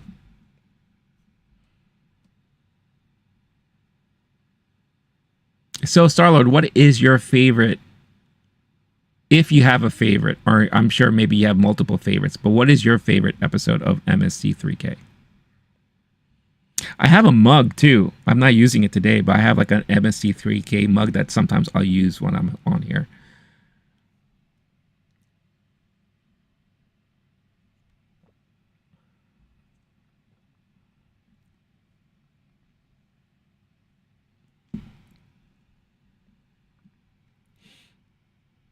All right. All right. So I'm going to be talking about now. I'm reading this article from the Hollywood Reporter. 8 takeaways from Netflix, Amazon, and the rest of the upfronts this week. And this kind of goes along with what you were saying, Starlord, earlier, is TV becoming too much like movies? Well, film has crashed TV's big week. Streamers mean business. Bob Iger takes a victory lap, and more from a week of spin and hard sales pitches. I'm talking about the recent upfronts this past week, and if you don't know what they are, here in the United States, a lot of the major studios will go in front of advertisers to pitch them, this is the content that we're creating for the year. And advertisers will say, okay, we'll buy spots on this show, that show, all those things. So do I make lives every day? I don't. I usually stream. My usual schedule is Monday, Wednesday, and Friday. But since I missed Friday, I decided to do one today to kind of make up for it. You'll say, oh, thanks for subscribing. That'll be awesome. I really appreciate it. Starlord, episodes that show movies that's not in the 1930s. I riff on the live streams. Nice. So you really participate. That's awesome. One of my favorite, I guess, kind of non-30s movie that they riffed on was Mitchell. Me and my friends used to always go around saying Mitchell in front of everybody.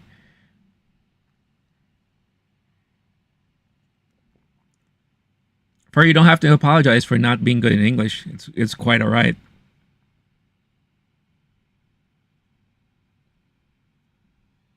Mitchell.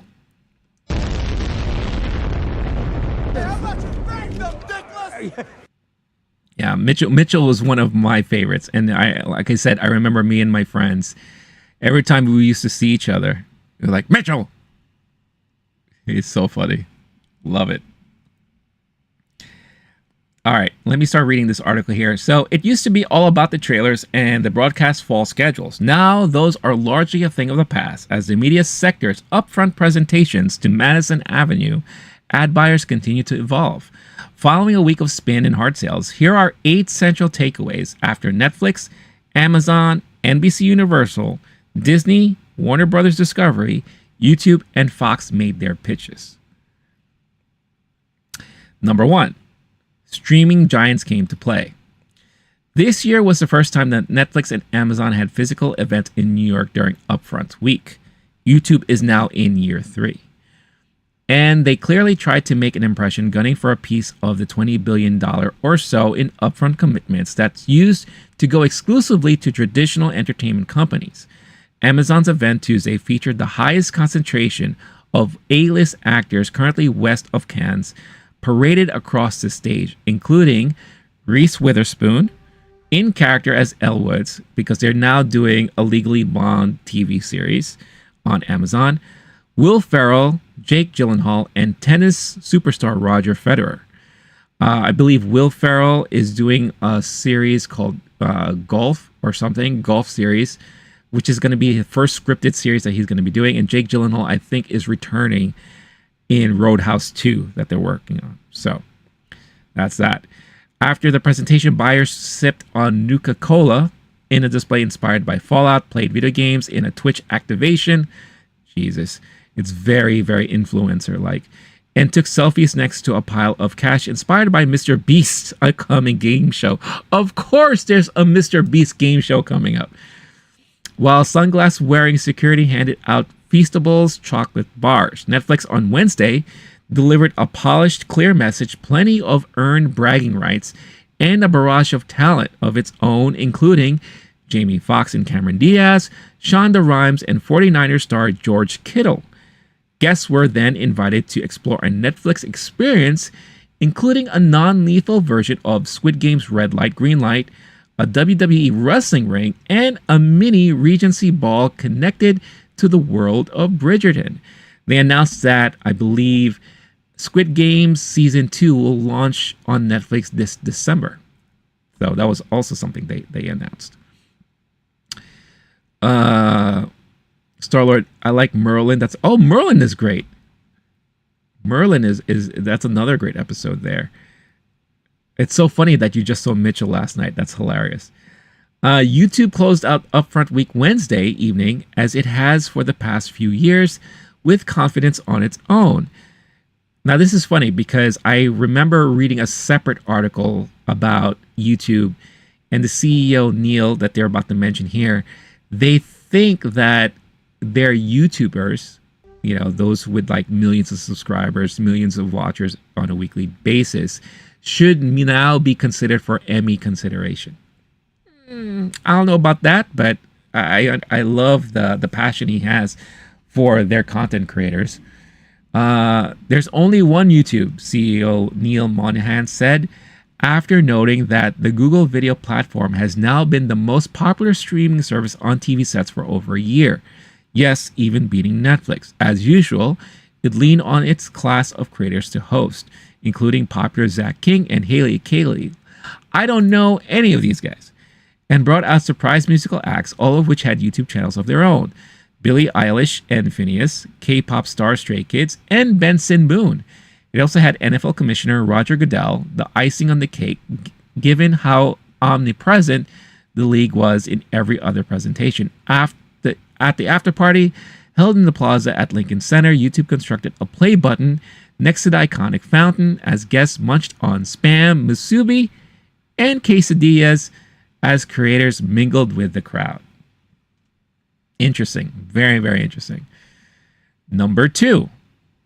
Amazon loves making headlines. No big surprise there. Less than 24 hours after Fox's 90-minute presentation featured a parade of talent, including Derek Jeter, Tom Brady, and Joel McHale, Amazon, in its Upfronts debut, flexed its spending muscle. A seemingly endless stream of A-listers were trotted out at the Dog and Pony Show, which also included Hannah Waddingham. She is one of the actresses she was in The Fall Guy recently. She is a voice, I believe, in If, and she was from Ted Lasso, if I remember correctly. Octavia Spencer and Aldous Hodge, in addition to the aforementioned Federer, Gyllenhaal, Farrell, and Witherspoon. Jen Salk's retail giant streamer made an equally loud splash with a dizzying amount of news too. A Legally Blonde prequel, that's what I mentioned before as a series. Tomb Raider series, which has now been officially greenlit. And who's that? The person who is in Fleabag. I forgot her name. She was also in the new Indiana Jones movie. She's going to be attached to write this series. A Roadhouse sequel, Nicolas Cage in the Sony pitched Marvel Spider-Man noir show, a pop culture version of Jeopardy, plus renewals for The Boys and Breakout Mr. and Mrs. Smith, among others. That said, our favorite part of this presentation was when HBO released the new season trailer for House of the Dragon not long after Amazon dropped one of the Lord of the Rings, as the two fantasy dramas continue to play a game of cat and mouse.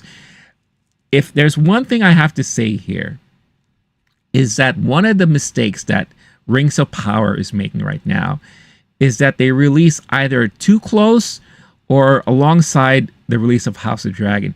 You cannot compete with House of Dragon. Why? More people will love anything Game of Thrones related over Lord of the Rings right now. I'm sorry. That's just how it is. If you want this series to succeed, you have to find its own little avenue to live in on its own for a while. And this whole cat and mouse thing is not going to work and end well for Rings of Power. And the only reason I'm saying that is because Amazon is pumping in so much money on this series that they are going to lose a lot on so much. I mean, season 1 is kind of considered a bust. So it's kind of a shame to see them going through all of this stuff right now. All right, number 3. NBC Universal is stuck in 2005 with a streamer. This is interesting. I wonder why they say that. The conglomerate time warped back to the early aughts with an upfront presentation that featured Heroes grad Zachary Quinto returning to NBC's primetime in a drama Brilliant Minds, Kelly Clarkson performing Since You've Been Gone, and a double dose of Reba McEntire, who's on The Voice, and she's coming out with a very new sitcom called Happy Place, with Snoop Dogg thrown in for good measure. He's working on the Olympics. Yeah, so Snoop Dogg does this thing that he popularized when the last Olympics came out, where he's just basically going to be commenting on the Olympics. I think last time he did it with Kevin Hart. I don't know what he's doing now, but literally all he's doing is reacting and commenting to events on the Olympics.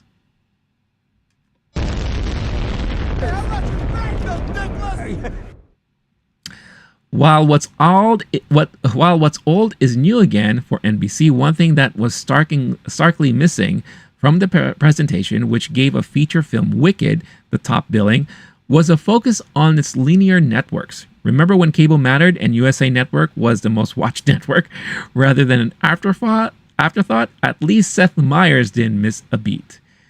That's interesting to find out. But again, it shows you the landscape, how it's all changed, where everything has to be such streaming focused. And get out of here, you little fly.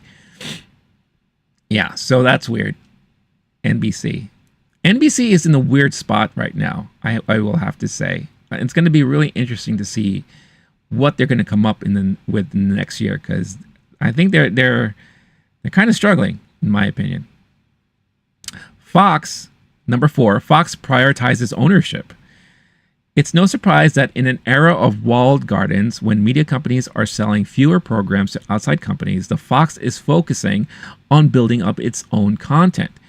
What was a surprise, however, is that animation domination stalwart Family Guy, owned by Disney's 20th Television, was left on the bench when the network revealed its fall schedule. That means it wasn't brought up at all during their upfront. I wonder if it's because, since it's owned by Disney, maybe that's why. Fox instead will use Disney-produced The Simpsons and Bob's Burgers to launch Universal Basic Guys and Season 2 of Crapopolis, both of which the network either fully owns or is co-producer on. Don't worry, Family Guy is still crucial to the network, though all 3 of Disney's beloved animated comedies are up for renewal this season, and chatter persists that the pricey but low-rated shows could move to one of the Mouse House's platforms as originals. I'm going to guess right now, Simpsons isn't going anywhere. Bob's Burger isn't going anywhere. I think Family Guy is eventually going to move to Disney as like an exclusive on Disney Plus. And I don't know, maybe Crapopolis. But I think, Fox will do anything they can to keep control of the Simpsons brand and have it on their network. And Bob's Burger is also a major draw for them. So if I were to guess, I have a feeling that Family Guy is eventually going to move to Disney Plus as an exclusive there. Number 5, Disney has it all, but doesn't really know what to do with it. Boy, that says a lot right there in that headline. Disney CEO Bob Iger made headlines for returning to the upfront stage for the first time in decades and put that infamous proxy battle in the company's rearview mirror. His victory lap was short-lived. 20 hours later, he was at a Moffat-Nathanson event talking to investors about how over-indexed Disney is on streaming and the need to pull back on the original content he was so happy to hype a day earlier. This is exactly recapping everything I just talked about before. Rather than focusing ABC and FX, the network that spent years developing recent hit Shogun, Disney's overstuffed upfront presentation was all over the place, with 2 hours focused on connections. It was a challenge to go from Ryan Seacrest and Monday Night Football to ABC News and Stephen A. Smith. Yes, Marvel and Star Wars had their respective moments, and Jimmy Kimmel spared no expense, but other than a shot at his top lieutenants in the audience, not a single one of the company's key creatives, FX's John Landgraf and National Geo's Courtney Monroe, along with Onyx's Dara Duncan, got any stage time. But hey, the room did get an exclusive look at the new season of FX's The Bear. Jesus. The headline said it all. What do you do when you're a studio that has too much? Right? Again, the narrative I had mentioned before was telling too many stories. Well, what if you have too many properties? you just will have no time to understand what you're going to do with all of those things. And in this day and age, pitching stuff in front of a room filled with advertisers, that's going to be a tough situation. So of course you're going to have to pick and choose, right? And man, that's rough. That's really, really rough. Yeah, I don't know what they're going to do moving forward with any of that stuff. Star-Lord, Disney had it all when they knew what they were doing with it. That's also when Disney had very little to work with. You know, when Disney was really focusing on their animation side of the business, their live action side of the business, the theme parks, and merchandise licensing, I think they were fine. Then when they ventured off into buying property over like studios after studios, don't get me wrong, smart move to buy Marvel, because Marvel was already suffering, to be honest with you. So Marvel was given a breath of fresh air, a new light, and a proper home to go home to. Because one thing Marvel always suffered with was managing themselves. Now they were able to have someone do that for them. And to be honest with you, I think they had a bargain when they got Lucasfilm with the rights to Star Wars and all those properties there. But then that's when you could kind of see that they started having too many things under their belt.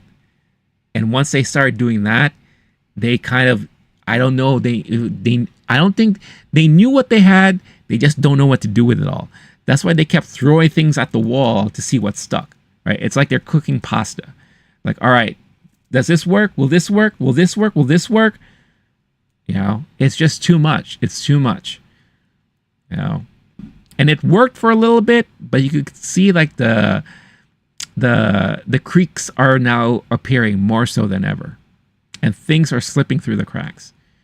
You know, so we'll see what happens. It's going to be very interesting to see what happens moving forward. Number 6, Warner Brothers Discovery goes it old school. WB. Warner Brothers Discovery delivered a presentation that felt like a blast from the past. Casey Bloys previewed originals coming to Max and HBO, though there was no delineation in the next 18 months. But the bulk of the presentation was focused on ad buyers and, gasp, its many linear networks. WBD remains believers in the power of linear. U.S. Network's chair and CEO Kathleen Finch said as she and the ad sales folks dominated the 90-minute presentation. Okay. Which included what? Well, you have Sarah Jessica Parker here, so that doesn't mean we're getting more of that sequel series of Sex and the City, I guess. Number 7. And this is something that is not very common for upfronts. Focus on film? Yeah. I'm actually kind of surprised about that myself. NBC Universal set the tone for the week when its Monday morning presentation kicked off with the trailer for the feature film Wicked, that was screened exclusively for attendees before it was released wide the following day. Amazon hyped Roadhouse and announced a sequel. Netflix confirmed Happy Gilmore 2 and its buzzy new Catherine Bigelow film.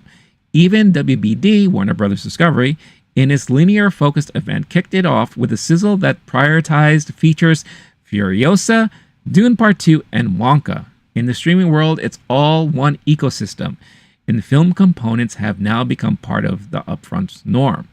Yeah, this is all about like when movies are now on the streaming service, right? That is another draw in addition to the content and the programming that they have there. So, but again, this was never a focus in the past. So that is kind of fascinating to see how things have changed. Star-Lord 7, I subscribed to Disney Plus, then just started watching the classics. Well, that was like the draw to Disney Plus, right? I think the major draw that a lot of people had in their minds was now I can go back and watch some of the old stuff that maybe I haven't seen in a while.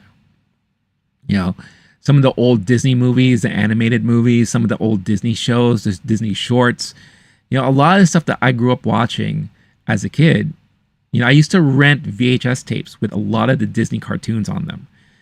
And now knowing that I can go back and watch some of those stuff was very fascinating. DuckTales, you know, shows like Tailspin and Darkwing Duck and Rescue Rangers. I was so excited that I got to see them again all over.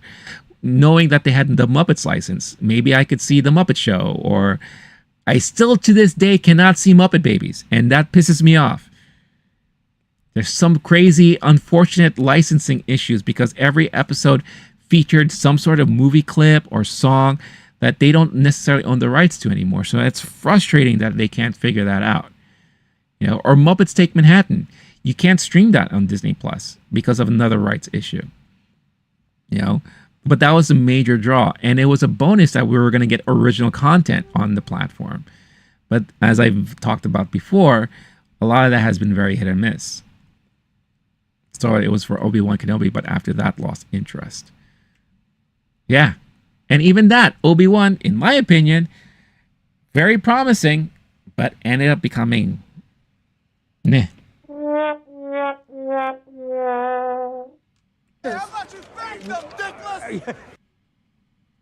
The Mighty Ducks, another great example there.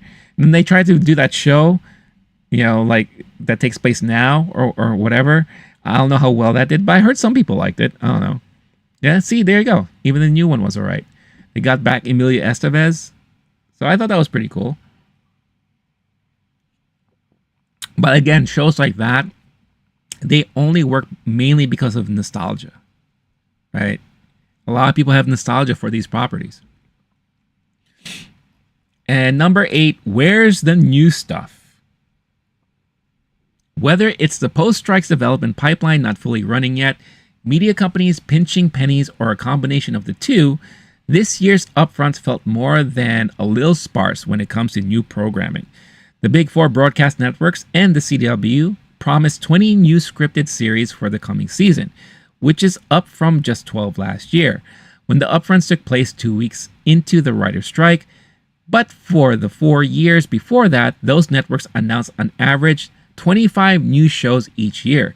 Aside from a trailer for The Bear, FX, one of the few cable brands still making a decent-sized slate of originals, was a non-presence at Disney's Upfront. Even HBO and Netflix, usually standard setters in business, talked very little about new programming. A lot of old favorites will be back in the next year, but no one seems to be betting that heavily on making new faves. Oh, and if you're looking for trailers for the new broadcast shows, you can check them out below, blah, blah, blah, blah, blah. So, new show called Doc, that's premiering on Fox this year. Dr. Odyssey on ABC and Hulu. You have A Happy Place, that's the new Reba McEntire show coming to NBC. High Potential, which is a new show on ABC. Rescue High Surf, which is a Fox show. That looks like that's going to be interesting. Not. Universal Basic Guys, another animated show to add to their animation block there. So, yeah. And I will say, my opinion, really, and again, this is just my opinion, with some of the new things that they announced, I was not at all interested in. Like some of those shows I mentioned there, they're just not for me. They're not my cup of tea. I'll say that.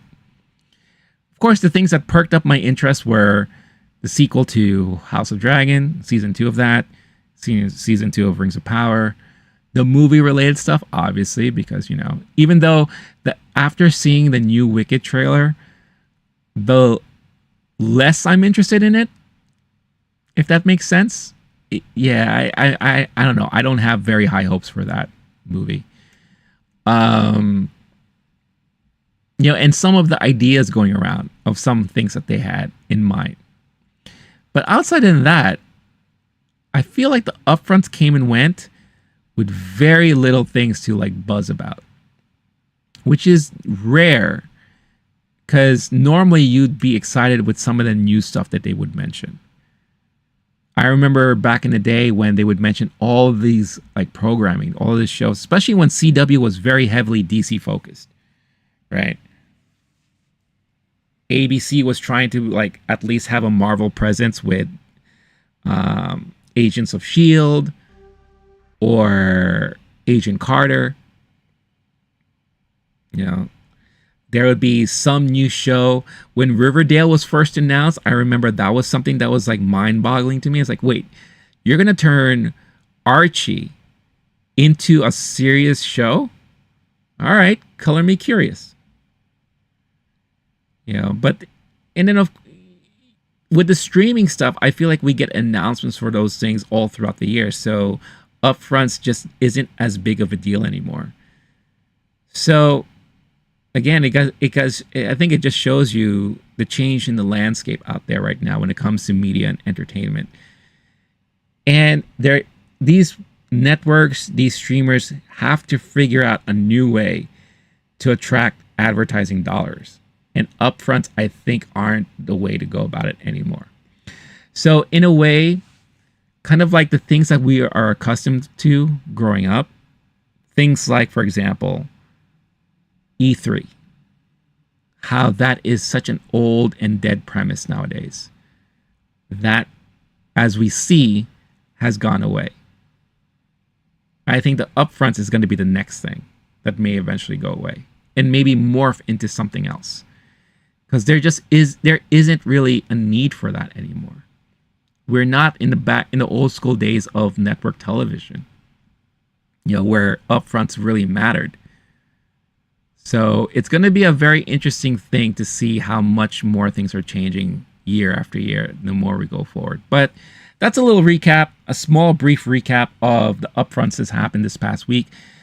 The other big major event happening this past week is the Cannes Film Festival. I mentioned already on Wednesday, it's the moment now where every outlet is going to be reporting how long of a standing ovation a certain movie got. We got, what was it? Furiosa got like a 7-minute standing ovation. Megalopolis got a 10-minute standing ovation. Was it Yorgos Lanthimos' latest got a 4-minute standing ovation?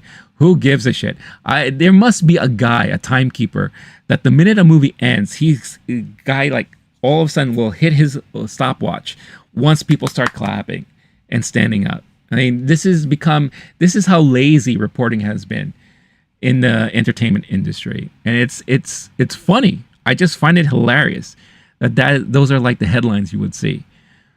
But some early word is that Megalopolis, it just huge mix of reviews. It's like all over the place. But the most common thing is that it's very ambitious, confusing, So in a way, it almost feels like this is Francis Ford Coppola's Citizen Kane. I feel like this is going to be very similar to that. So it makes me even more curious in watching it when it eventually comes out. Furiosa, everyone says it's great.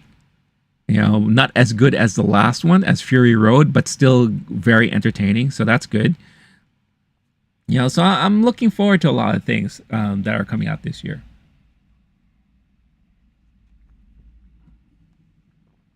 All right. So, I mean, that's pretty much the majority of the major news I really wanted to talk about today. There are talks about Deadpool and Wolverine runtimes. Like, who cares?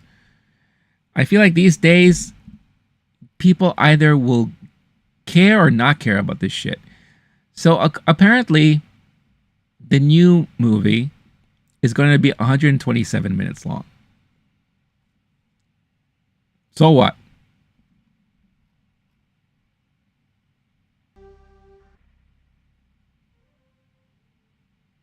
Why is Mad Max now Mad Maxine?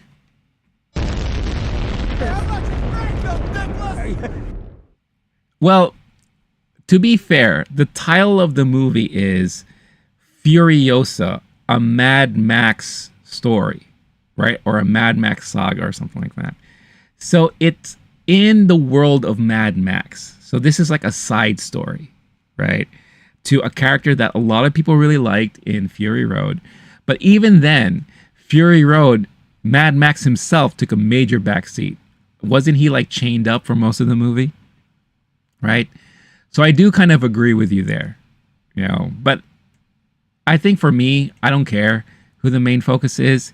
I just want to see more of that crazy Mad Max action and car chase scenes and just absurdity in stunt work. I want to see a lot of that And I am a major fan of Anya Taylor-Joy, so I'm very curious to see how she's going to do in this movie. But yeah, it is weird how Mad Max has taken a major step back in his own franchise.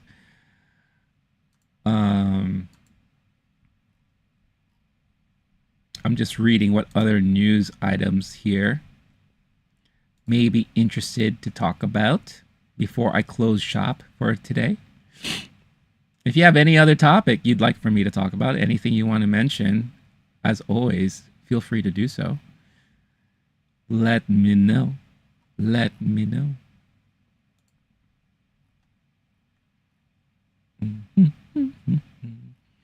We had some release dates and all that. I'm sure it's good, but that's not my question. I'm going to just ignore it, respectively. Fans of anime, Neon Genesis Evangelion, Hideki Anno, has indicated that the celebrated title may return for the first time in someone else. Oh, and someone else could be in charge. Ooh, this is an interesting article. All right, here, let's talk about this. So, Evangelion, obviously a very popular anime classic from back in the day. In a recent interview with Asahi Shimbun newspaper via Anime News Network, that was a site I used to follow religiously back in the day when I was really into anime. So it's nice to see that they're still around. Anno acknowledged that there may be plans for more in the franchise and possibly with someone other than himself at the helm. He indicates that person would receive a high degree of freedom, but says plans are not definitive as of yet. All he can say now is he's not ruling out the possibility of future installments. The original Gainax series ran for 26 episodes from 1995 to 96 and is set 15 years after a worldwide cataclysm called the Second Impact, with the focus on the futuristic fortified city of Tokyo 3. We follow Shinji Ikari, a teenage boy recruited by his father, Gendo, to the mysterious organization Nerve to pilot a giant biomechanical mecha called Evangelion and fight against the giant monstrous being known as angels, trying to cause more cataclysms. When I was growing up, I remember I used to say Evangelion, but then I heard someone say Evangelion. I was like, wait, is that the right way to say it? And I found out that it was. The series famously goes very deep, into not just psychoanalytical behavioral archetypes and themes of depression, but various theologies from Christianity to Judaism, Shinto, and Kabbalah. It was followed by 2 movies, Death and Rebirth and The End of Evangelion, with the latter considered the show's definitive end. It should also be mentioned here that I believe when Hideki Anno was working on these movies, he kind of lost his mind a little bit. I think he got too involved in the stories here, so he had to take a step back and a break. So maybe that's also why he's mentioning that he would love to see it continue, but maybe not so much with him in control. In 2007, Anno began work on Rebuild of Evangelion, a 4-film saga, reimagining the story and crafting on an all-new interpretation of it on a larger scale, with those films running from 2007 to 2021. Evangelion received universal critical acclaim and remains widely considered one of the greatest anime works of all time. The full 26-episode series is available on Netflix, along with the earlier 2 films. The Rebuild films are on Amazon Prime Video. So, I mean, I think that's exciting. I mean, if we could continue getting content from Dragon Ball, a long-standing thing. They constantly bring back Lupin or Rupan Sansei, in different iterations. I think Evangelion would be nice to see them do more stuff of that. I don't know. I was never really a major fan of Evangelion, but I could see how important it is to the history of anime. So I think that would be really, really interesting. One small update about season 2 of X-Men 97.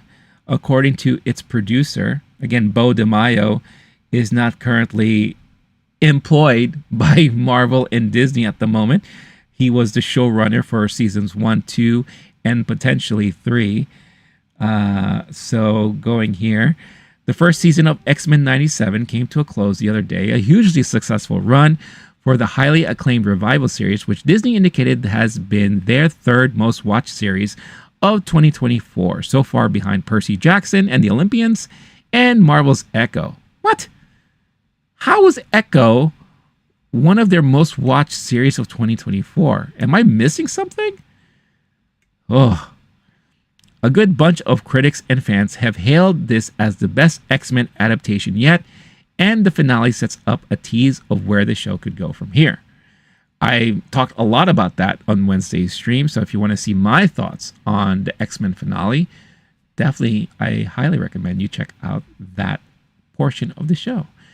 In the wake of the finale, supervising producer and head director Jake Castorena tells Entertainment Weekly that they're well into the second season's production, so much so it's currently in the editing stage.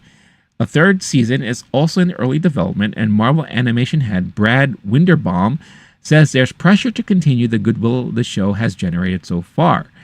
Quote, "It feels like a lot of pressure on all of us at the studio as we're cutting season 2, as we're figuring out our plans in the future. It is exciting and has taught us a lot of great lessons for the franchise. The success definitely has kickstarted season 3 in a massive way. Former showrunner Bo DeMaio, who spearheaded the creation of the series, won't be returning for the second season, but scripts for that were completed before his abrupt exit. The rest of the team remains intact, which will be key," says Winterbaum. By the way, what the hell is happening on this side over here? That's Dana Delaney. Crazy. All right. Anyway, the team will have a new head writer for season 3. We're honoring Bo's ideas for the second season. So much of the visual storytelling of this show comes from him and our amazing directing team, Emi Unemura and Chase Conley. So it does feel like there's a consistent voice. The mantra is the same, the goals are the same, and the source material is the same.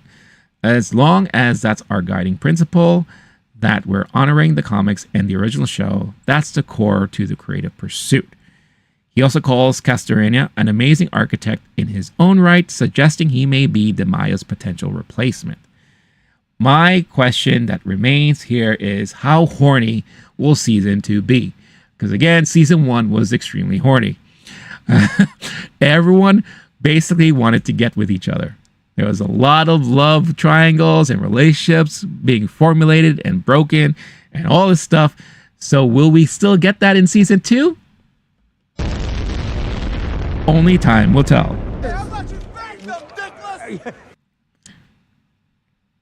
No live action Dragon Ball, please. Not after Madam Web. I totally agree.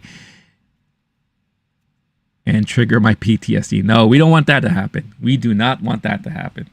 So let's not have that happen. All right. There was also confirmation about Five Nights at Freddy's sequel is set for 2025 release. Megan 2.0 also, which I don't really care about. I mean, the first one was interesting and fun enough, but don't think it's worth talking about. And I already talked about I Know What You Did Last Summer, sequel set in 2025 that summer. I'm sure a lot of people from the 90s are going to be very excited to hear about that. Also, it was announced officially this past week that FX and Hulu are preparing not one, but 2 more seasons of Shogun because of the high success of that, with so far majority of everyone involved returning as far as actors and actresses. So I need to watch that show. I really have to watch it because I just have to. I've been dying to see it.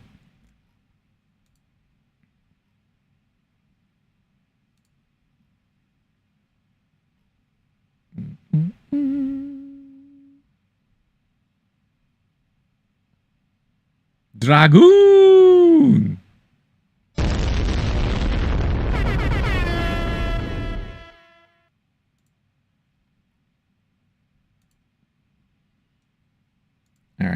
just closing out some things. I already mentioned season 2 of Squid Games coming out this December. Blah, blah, blah, blah, blah, blah, blah.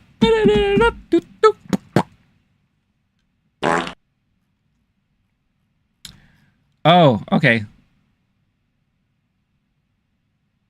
You stay so still. It's like,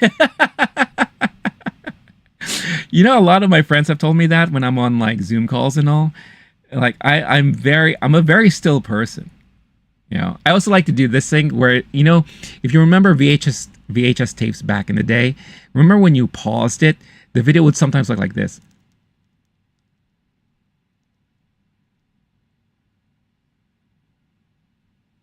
You know how like one part of the body will start shaking.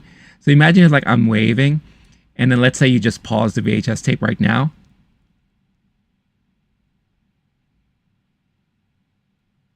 So yeah, so that's my impersonation of a paused image on a VHS tape.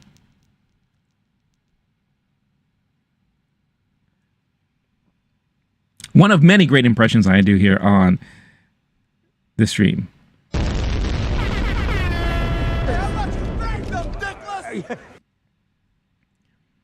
All right.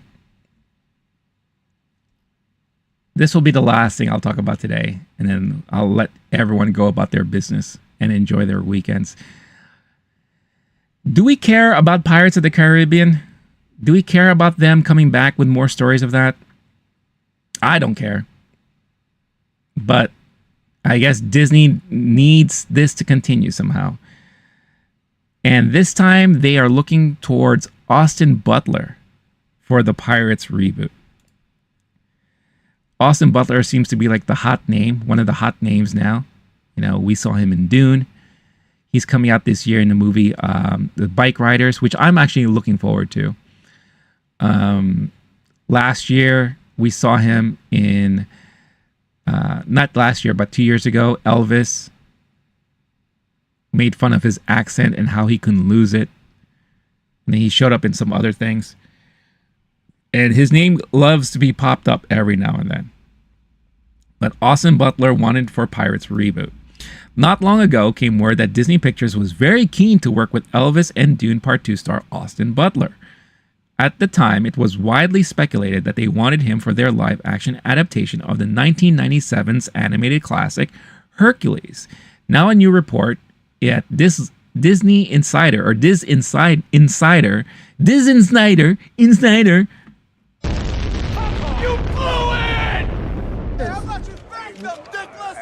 Suggests the studio instead wants him for their upcoming reboot of the Pirates of the Caribbean franchise. Whether they'll land him or not is another story. Chernobyl and Last of Us show creator Craig Mazin previously confirmed he and prior Pirates scribe Ted Elliott were co-writing the screenplay, but no director is attached to this point. The last entry in the series was the 5th film, Pirates of the Caribbean Dead Men Tell No Tales, which is more famous these days for the antics of star Johnny Depp in Australia whilst filming it than the actual movie itself. It was only in late March this year that producer Jerry Bruckheimer finally confirmed the franchise is undergoing a full reboot. I mean, don't reboot. It's fine the way it is. I agree. I thought the Pirates of the Caribbean movies were fine for what they did. Like, the first couple of movies were okay. And then I just felt like it just kept going and going and going. To the point where people just wanted to watch Johnny Depp act like Johnny Depp. You know, Jack Sparrow. It was the Jack Sparrow movie. Like, no one really cared who else was in the movie outside of Johnny Depp. And they had some great names attached to these movies too. Javier Bardem. You know, I remember they had this one where Chow Yun-fat, you know, where they had like the Asian pirates show up, and they were talking a lot about that, but at the end of the day, no one really cared. You know, and there are people who love this series. You know, Star-Lord. Look, see, you're one of them. But do we have to continue? I mean, I will admit, without Johnny Depp as Jack Sparrow, I feel like you're going to be losing out on a lot of that charm. that he brought to the series. And will people want to see a Pirates of the Caribbean movie without him in it, or without like that portrayal? His portrayal is so iconic these days that they had to change the damn ride at Disneyland and Disney World to include Jack Sparrow in there now. They had to do it. So when you go to Disneyland or Disney World and you go ride the Pirates of the Caribbean, there he is. You'll see him pop up through the entire ride. The endless amounts of people who cosplay as him at all these conventions, acting all drunk-like and all, it's so iconic. Now, are they going to ask Austin Butler to do the same thing? I don't know how that will work, but it'll be very interesting to see what they're going to do with this reboot moving forward. But I think I agree with Star-Lord. There's no reason to reboot anything. It's fine. Leave it as it is. Chalk it up as this was a great moment in time. 5 films we were able to make, and that's it. Move on from there. But franchises are franchises. Studios want to make money, so they always have to find a way to go back to the well and revigorate something, right? So what was the main theme about today's episode? Too many stories out there, but you don't necessarily have to tell them all. So, but with that being said, I'm going to end today's stream. Guys, thank you so much again for tuning in and watching. Star-Lord,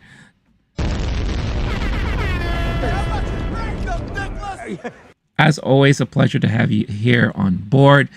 Anyone else who decide to come in and just say hi, even though briefly, Fur, Norman Stone, Jonathan Williams, Darcius Universe, Duck, I hope you love your 1967 Mustangs. And I'm going to call it for today. What should I play as my outro? How about this? It's always a classic, but enjoy the rest of your weekend. Have a wonderful rest of your day. I will be back again on Monday morning at 10 a.m. Eastern. Hope to see you then. Until then, stay cool, stay classy, stay safe. Mwah! Have a wonderful weekend, everybody. Stay safe. Peace out. Bye-bye.